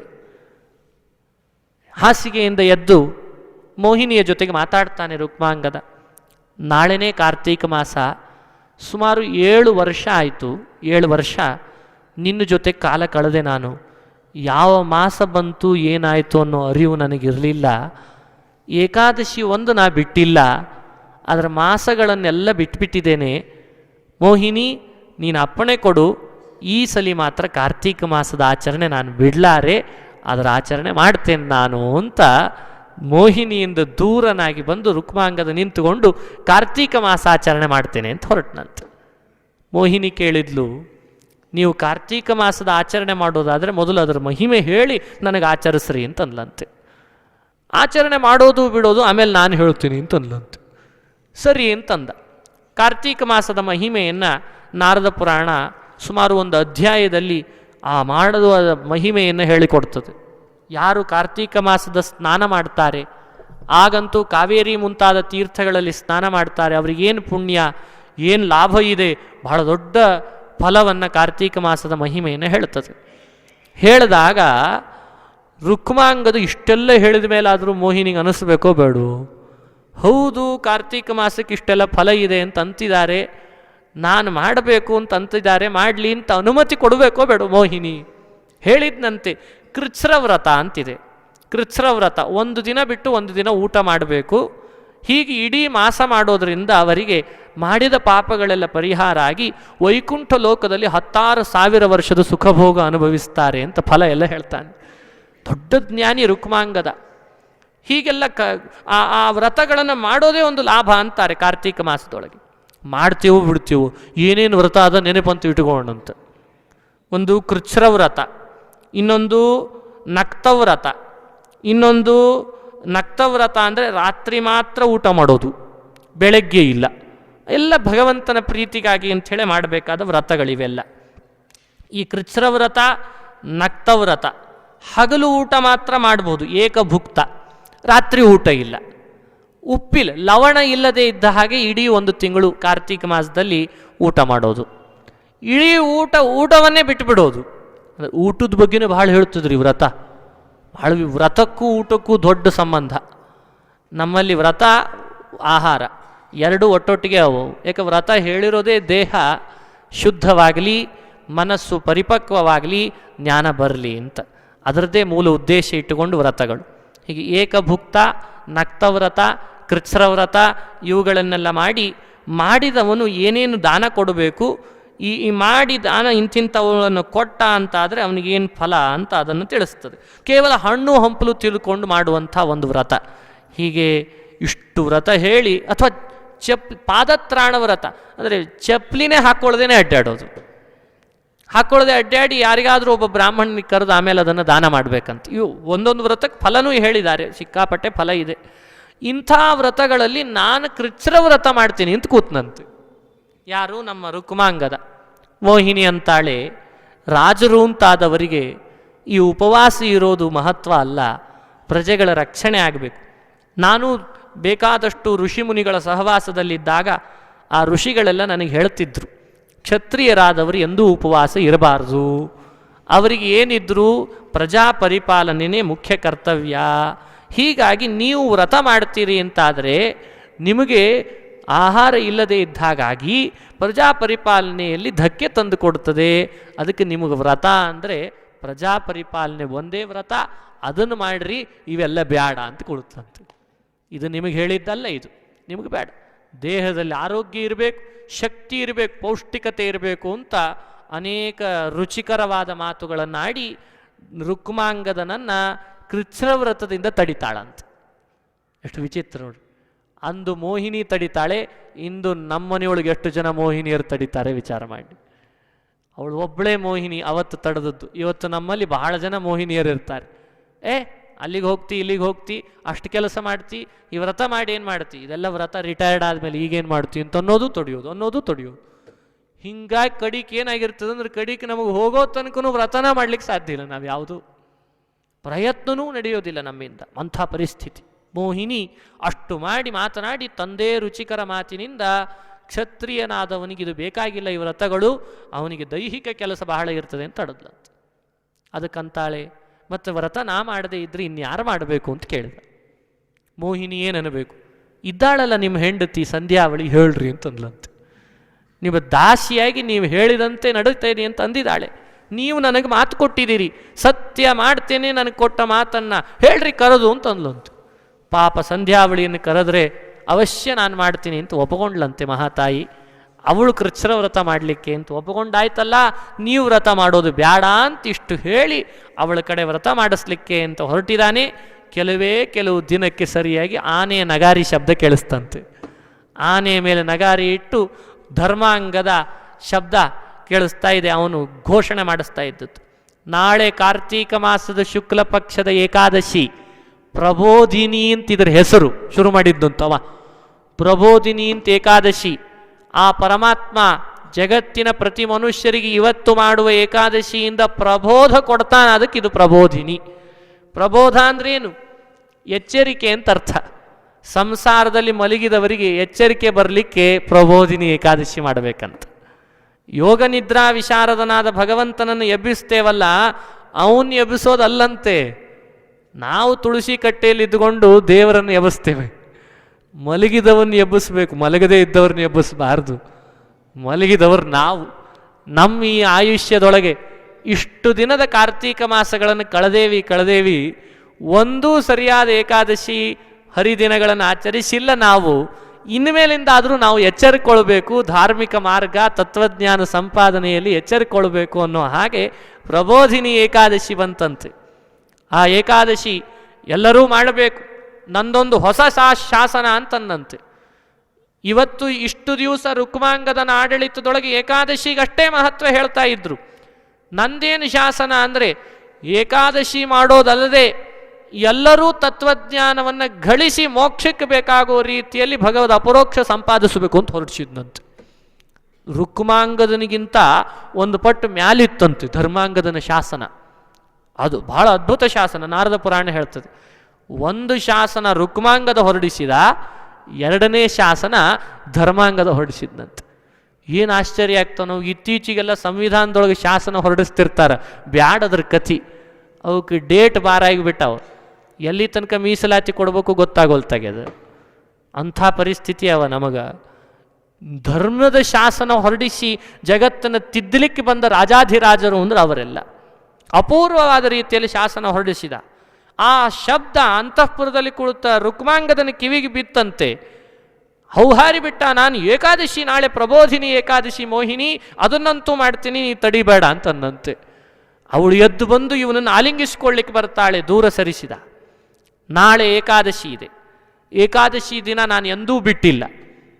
ಈ ಕೃಚ್ಛ್ರ ವ್ರತವನ್ನು ಈಗಾಗಲೇ ನೀನು ಬೇಡ ಅಂತ ತಡದಿ, ಅದನ್ನು ಮಾತ್ರ ನಾನು ಬಿಡಲಾರೆ ಅಂತ ಶುರು ಮಾಡಿದ್ಲಂತೆ. ಆಗ ಮೋಹಿನಿ, ರಾಜನ್ ಇಷ್ಟೆಲ್ಲ ಕೃಚ್ಛ್ರ ವ್ರತ ಮಾಡ್ತೇನೆ ಅಂತ ಹೊರಟ್ರಿ, ಬೇಡ ಅಂತ ನಾನು ತಡದೆ, ಸಂಧ್ಯಾವಳಿ ಮಾಡ್ತಿದ್ದಾಳೆ, ಈ ಏಕಾದಶಿಯಿಂದ ಏನು ಲಾಭ ಅಂತ ಶುರು ಮಾಡಿದ್ಲಂತೆ. ಏಕಾದಶಿಯಿಂದ ಏನು ಲಾಭ ಇದೆ? ನೀವು ಮತ್ತಿಷ್ಟು ಆರೋಗ್ಯ ಕೆಡಿಸ್ಕೊಳ್ಬೇಕಾಗ್ತದೆ. ಏಕಾದಶಿ ಮಾಡಬೇಡ್ರಿ ನೀವು, ಅವತ್ತಿನ ದಿನ ಊಟ ಮಾಡಲೇಬೇಕು ಅಂತ ಕೊಡುತ್ತಲಂತೆ. ಯಾಕೆ? ಏಕಾದಶಿ ಊಟ ಮಾಡದೆ ಹೋದರೆ ನೀವು ನನಗೆ ಮಾತು ಕೊಟ್ಟಿದ್ದೀರಿ, ಸತ್ಯ ಮಾಡಿಕೊಡ್ತೇನೆ, ನಾನು ಹೇಳಿದ್ದನ್ನೆಲ್ಲ ಕೇಳ್ತೇನೆ ಅಂತ ಅಂದಿದ್ದೀರಿ. ಈಗ ನೀವು ಒಂದು ವೇಳೆ ನನ್ನ ಮಾತಿಗೆ ಮೀರೋದು ಅಂತಾದರೆ ಸುಳ್ಳು ಹೇಳ್ತೀರಿ ಅಂತ ಆಗ್ತದೆ. ಸತ್ಯ ಮೀರೋದಕ್ಕಿಂತ ದೊಡ್ಡ ಅಧರ್ಮ ಮತ್ತೊಂದಿಲ್ಲ. ಕೊಟ್ಟ ಮಾತನ್ನು ಸತ್ಯ ಮಾಡ್ತೀರೋ ಅಥವಾ ಏಕಾದಶಿ ವ್ರತವನ್ನು ಬಿಡ್ತಿರೋ ವಿಚಾರ ಮಾಡ್ರಿ ಅಂತ ಅಂದ್ಲಂತೆ. ಬಂತಲ್ಲ ಇವನಿಗೆ ಪಾಶ, ಇವನು ಬಿಡಲಾರೆ ಅಂತ ಇವಳು ಬಿಡಬೇಕು ಅಂತ. ಅವಳು ಬಂದದ್ದೇ ಅದಕ್ಕೆ. ಬ್ರಹ್ಮದೇವರ ಲೋಕದಿಂದ ಬಂದು ಮೋಹಿನಿ ಆ ರುಕ್ಮಾಂಗದನ ಜೊತೆಗೆ ಮಾತನಾಡ್ತಾ ಬಂದ ಪ್ರಸಂಗ ಬಹಳ ವಿಚಿತ್ರ. ಪುರಾಣ ಮೋಹಿನಿ ಮತ್ತು ರುಕ್ಮಾಂಗದನ ಸಂವಾದದೊಳಗೆ ಅವರಿಬ್ಬರು ಮಹತ್ವ ಅಲ್ಲ ನಮಗೆ. ಏಕಾದಶಿ ಮಾಡಿದರೆ ಏನು ಲಾಭ, ಮಾಡದೇ ಇದ್ರೆ ಏನು ಪಾಪ, ಏನು ಅನರ್ಥ, ಎರಡೂ ಅವರಿಬ್ಬರ ಸಂವಾದದಲ್ಲಿ ಬಂದ್ಬಿಡ್ತದೆ. ಅದಕ್ಕೆ ಈ ಪ್ರಸಂಗವನ್ನು ಪುರಾಣ ಬಿತ್ತರಿಸಿಕೊಡ್ತದೆ ನಮಗೆ. ಇವನು ಹೇಳಿದ, ಏಕಾದಶಿ ವ್ರತವನ್ನು ಮಾಡದೆ ಒಂದು ವೇಳೆ ನಾನೇನಾದರೂ ಅನ್ನ ಸೇವನೆ ಅವತ್ತಿನ ದಿವಸ ಮಾಡಿದ್ದು ಅಂತಾದರೆ ಆ ದಿನದೊಳಗೆ ಅನ್ನದೊಳಗೆ ಏನು ಪಾಪ ಇರ್ತದೆ ಅನ್ನೋದಕ್ಕೊಂದು ಪುರಾಣ ಹೇಳ್ತದೆ. ವಿಚಾರ ಮಾಡಿ, ತಿನ್ನುವ ವಸ್ತುಗಳಲ್ಲಿ ಆ ದಿನ ಏನು ಪಾಪ ಇರ್ತದೆ ಅದನ್ನು ಹೇಳ್ತಾರೆ. ಸುಳ್ಳು ಸಾಕ್ಷಿ ಹೇಳಿದವನ ಪಾಪ, ಒತ್ತೆ ಇಟ್ಟ ವಸ್ತುವನ್ನು ಕಳ್ಳತನ ಮಾಡಿದ್ರಿಂದ ಬಂದ ಪಾಪ, ವಿವಾಹ ಕಾಲದಲ್ಲಿ ಹೋಗಿ ವಿಘ್ನ ಮಾಡಿದ್ರಿಂದ ಉಂಟಾದ ಪಾಪ, ನಂಬಿಕೆ ದ್ರೋಹ ಮಾಡಿದ ಪಾಪ, ಬ್ರಾಹ್ಮಣನಿಗೆ ಕೊಡ್ತೇನೆ ಅಂತ ದಾನ ಮಾಡ್ತೇನೆ ಅಂತ ಹೇಳಿ ಮಾಡದೇ ಇದ್ದದ್ರಿಂದ ಬಂದ ಪಾಪ, ರತ್ನದ ವ್ಯಾಪಾರದಲ್ಲಿ ಮೋಸ ಮಾಡಿದ್ರಿಂದ ಪಾಪ, ಸುಳ್ಳು ತೂಕವನ್ನು ಮಾಡುವಾಗ ಮೋಸ ಮಾಡಿದ್ರಿಂದ ಪಾಪ, ಕನ್ಯೆಯನ್ನು ಇನ್ಯಾರನ್ನೋ ತೋರಿಸಿ ಇನ್ಯಾರನ್ನೋ ಲಗ್ನ ಮಾಡಿ ಕೊಟ್ಟರೆ ಬರುವ ಪಾಪ, ಒಂದು ಹಸುವನ್ನು ತೋರಿಸಿ ಮತ್ತೊಂದು ಆಕಳನ್ನು ಕೊಟ್ಟರೆ ಏನು ಪಾಪ ಬರ್ತದೋ ಆ ಪಾಪ, ಇವೆಲ್ಲ ಪಾಪ ಏಕಾದಶಿಯ ದಿನ ತಿನ್ನೋ ವಸ್ತುಗಳಲ್ಲಿ ಸೇರ್ಕೊಂಡಿರ್ತಾವಂತ. ಹೋಗಿ ಯಾರು ತಿಂತಾನೋ ಅವನೊಳಗೆ ಇಷ್ಟು ಪಾಪ ಬರ್ತದಂತೆ. ಏನದ ಅಷ್ಟೇ ಹೇಳ್ತೀನಿ, ಮತ್ತಿದಕ್ಕೆ ಉಪ್ಪಿನಕಾಯಿ ಬೇಡ. ಮತ್ತು ಏನದ ಅದನ್ನು ತಿಳಿದ್ರೆ ಸಾಕು, ಪುರಾಣ ಮೈ ರೋಮಾಂಚನ ಆಗ್ತದೆ. ಇಷ್ಟು ದಿವಸ ತಿಂದವ್ರಿಗೊಂದು ರೋಮಾಂಚನ ಆಗಬೇಕು, ಇನ್ಮೇಲಿಂದ ಬಿಡಬೇಕು ಅಂತ ಬುದ್ಧಿ ಬಂದಿರಬೇಕು. ಎರಡು ಉದ್ದೇಶ ಪುರಾಣದ್ದಾಗಿರಬೇಕು. ಪುರಾಣ ಹೇಳೋ ಉದ್ದೇಶ ಏನು? ಇನ್ನು ಮುಂದೆ ಹಿಂಗಿರಬೇಕು, ಇಷ್ಟು ದಿವಸ ಮಾಡಿದ್ದು ಬ್ಯಾಡಾಗಿತ್ತು ಅಂತ ಅನ್ನೋ ಅನುಭವ ಬಂತು ಅಂದರೆ ಸಾರ್ಥಕ ಆಯ್ತು. ಇಷ್ಟೆಲ್ಲ ಪಾಪಗಳು, ಗೋಹತ್ಯ ಮುಂತಾದ, ಬ್ರಹ್ಮಹತ್ಯ, ಗೋಹತ್ಯ, ಸುರಾಪಾನ, ಸ್ವರ್ಣಸ್ಥೇಯ, ಏನು ಪಂಚಮಹಾಪಾತಕಗಳು ಅಂತ ಹೇಳ್ತಾವೆ, ಅವೆಲ್ಲವೂ ಕೂಡ ಹೋಗಿ ಸೇರಿಕೊಂಡಿರ್ತಾವಂತೆ ಆಹಾರ ಪದಾರ್ಥದಲ್ಲಿ. ಅಂದಿನ ದಿನದ ನಾವು ಉಪವಾಸ ಬಿಟ್ಟು ಸ್ವೀಕರಿಸಿದ್ದು ಅಂತಾದರೆ ಅವೆಲ್ಲ ಪಾಪ ನಮಗಂಟುಕೊಳ್ತಾವಂತೆ. ಇಷ್ಟದ ಮೋಹಿನಿ ಅಂತಂತ ಇದ್ದಾನಂತೆ ರುಕ್ಮಾಂಗದ. ಇಷ್ಟೆಲ್ಲ ಪಾಪಗಳನ್ನು ನಾನು ಅನುಭವಿಸಲಾರೆ. ಮೋಹಿನಿ ಅಂತಾಳೆ, ನಾನು ಸ್ವರ್ಗಲೋಕದಲ್ಲಿದ್ದಾಗ ಗೌತಮ ಮುಂತಾದ ಋಷಿಗಳ ಮಾತು ಕೇಳಿದ್ದೀನಿ. ಗರ್ಭಿಣಿ ಸ್ತ್ರೀ, ಗೃಹಸ್ಥನಾದ ಪುರುಷ, ರೋಗಗ್ರಸ್ತರಾದವರು, ಸಣ್ಣ ಸಣ್ಣ ಮಕ್ಕಳು, ಬಹಳ ಮುದುಕರಾದವರು, ಯಜ್ಞದಲ್ಲಿ ದೀಕ್ಷಿತರಾದವರು, ಯುದ್ಧಕ್ಕೆ ಹೊರಟವರು, ಪತಿವ್ರತೆಯಾದ ಸ್ತ್ರೀ, ಇಷ್ಟು ಜನ ಎಂದೂ ಕೂಡ ಆಹಾರ ಬಿಟ್ಟಿರಬಾರದು ಅಂತ ನಾ ಕೇಳೀನಿ. ಅದರೊಳಗೆ ನೀನು ಗೃಹಸ್ಥ ಪುರುಷನೊಳಗೆ ನೀ ಸೇರ್ತಿ, ಹೀಗಾಗಿ ನೀನು ಊಟ ಮಾಡಿದ್ರೆ ತಪ್ಪಲ್ಲ, ಮಾಡಬೇಕು ಅಂತ ಇವಳು ಹಠ ಮಾಡಿದ್ಲಂತ. ಎಲ್ಲ ನೆನಪಿಟ್ಕೋಬೇಕು, ಇವರೆಲ್ಲ ಮಾತಾಡ್ಲಿಕ್ಕೆ ಚಂದದ ಸಂವಾದ. ಗೃಹಸ್ಥ ಪುರುಷ, ಗರ್ಭಿಣಿ ಸ್ತ್ರೀ, ರೋಗಿ, ಮಕ್ಕಳು, ಬಹು ಮುದುಕರಾದವರು, ಯಜ್ಞ ದೀಕ್ಷಿತರು, ಯೋಧರು, ಪತಿವ್ರತೆ, ಇವರು ಎಂದೂ ಉಪವಾಸ ಇರಬಾರ್ದು. ಹೀಗಾಗಿ ನೀನು ಉಪವಾಸ ಇದ್ದರೆ ಇವ್ರ ಮಾತು ನಾವು ಕೇಳಿದ್ದೇನೆ, ನೀನು ಉಪವಾಸ ಇದ್ದರೆ ನಾನು ಬಿಡಬೇಕಾಗ್ತದೆ, ದಯಮಾಡಿ ನೀನು ಉಪವಾಸ ಮಾಡಬೇಡ, ಲಾಭ ಇಲ್ಲ, ನೀನು ಆಹಾರ ಸ್ವೀಕರಿಸಲೇಬೇಕು, ಇಲ್ಲದೇ ಇದ್ದರೆ ಸತ್ಯಕ್ಕೆ ನೀನು ಧಕ್ಕೆ ತಂದು ಕೊಡ್ತೀನಿ ತಂದುಬಿಟ್ಲತ್. ಆಗ ರಾಜ ಹೇಳ್ತಾನೆ, ನೀನು ಯಾವ ಮಾತು ಕೇಳ್ಕೊಂಡು ಬಂದು ಗೌತಮರದ್ದು, ಅವ್ರು ಆಡಿದ್ದೆಲ್ಲ ಸುಳ್ಳು ಅಂತಂದಂತೆ. ಹೇಳೇ ಬಿಟ್ಟ, ಅವ್ರು ಆಡಿದ್ದೆಲ್ಲ ಸುಳ್ಳು. ಏಕಾದಶಿಯ ದಿನ ಒಬ್ಬ ವ್ಯಕ್ತಿ ಏನಾದರೂ ಒಂದು ವೇಳೆ ಭೋಜನವನ್ನು ಆಹಾರವನ್ನು ಸ್ವೀಕರಿಸಿದ್ದಲ್ಲಿ ಎಷ್ಟು ಘೋರವಾದ ನರಕ ಹೇಳಿದೆ ಅಂತನ್ನೋದನ್ನು ಶಾಸ್ತ್ರದ ಮಾತೆಲ್ಲ ಹೇಳಿದ. ಅಂಥಂಥ ನರಕಗಳಿಂದ ಪಾರಾಗಬೇಕಾದ್ರೆ ಏಕಾದಶಿ ಮಾಡಬೇಕಾಗ್ತದೆ. ಅತಿ ಅಶಕ್ತರು ಅಂತಾದವರು, ಅವರಿಗೂ ವಿಧಿ ಇದೆ, ಎಲ್ಲ ಸ್ವೀಕಾರ ಮಾಡೋ ಹಾಗಿಲ್ಲ. ಆಹಾರದೊಳಗೆ ಮತ್ತು ವ್ಯತ್ಯಾಸ ಇದೆ. ಹಣ್ಣು ಹಂಪಲುಗಳನ್ನು ಸ್ವೀಕರಿಸಬೇಕೇ ಹೊರತು ಅದು ಎಷ್ಟು ಬದುಕಲಿಕ್ಕೆ ಎಷ್ಟು ಬೇಕೋ ಅಷ್ಟೇ. ಮತ್ತೆ ವಿಚಿತ್ರ, ಇತ್ತೀಚೆಗೆ ಉಳಿದ ದಿನದ ಟಿಫಿನಿಗಿಂತ ಏಕಾದಶಿದೇ ದೊಡ್ಡದಾಗಿರ್ತದೆ. ಹಂಗಾಗಬಾರ್ದು. ಅವತ್ತು ನೋಡಿರ್ಬೇಕಂದ್ರೆ ಮನೆಯೊಳಗೆ ಪಾತ್ರೆ ಅದು ಜಾಸ್ತಿ ಆಗ್ತಾವಂದ್ರೆ ಅವತ್ತ ಜಾಸ್ತಿ ಆಗ್ತವೆ.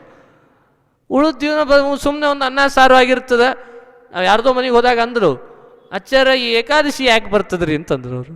ಯಾಕ್ರಿ ಅಂದ್ರು, ನಮ್ಮ ಮನೆಯೊಳಗೆ ಉಳಿದ ದಿನ ಒಂದು ಅನ್ನ ಸಾರು ಮಾಡಿ ಹಾಕ್ತೀವಿ, ಓಸರು ಹೋಗಿರ್ತಾರೆ ಹೊರಗೆ, ಏಕಾದಶಿ ಬಂದು ಕೂಡಲೇ ಅನ್ನವನ್ನು ಬಿಟ್ಟು ಉಳಿದೆಲ್ಲ ಮಾಡಿರ್ತಾರೆ. ಏನು ಮಾಡ್ತೀರಿ, ಅದು ಮಾಡಿರಿ ಇದು ಮಾಡಿ, ಯಾಕೆ ಏಕಾದಶಿ ಬಂದದನ್ನು ಸಂಭ್ರಮ, ತಿನ್ಲಿಕ್ಕೆ ಸಂಭ್ರಮ ಆಗಿಬಿಟ್ಟದೆ ದಿನ, ಆದ್ರೆ ಬಿಡಲಿಕ್ಕೆ ಸಂಭ್ರಮ ಇಲ್ಲ, ತಿನ್ಲಿಕ್ಕಾಗಿದೆ ಸಂಭ್ರಮ. ಅದನ್ನು ಹೇಳ್ತದೆ ಪುರಾಣ, ಎಲ್ಲ ವಿವರಣೆ ಕೊಟ್ಟ.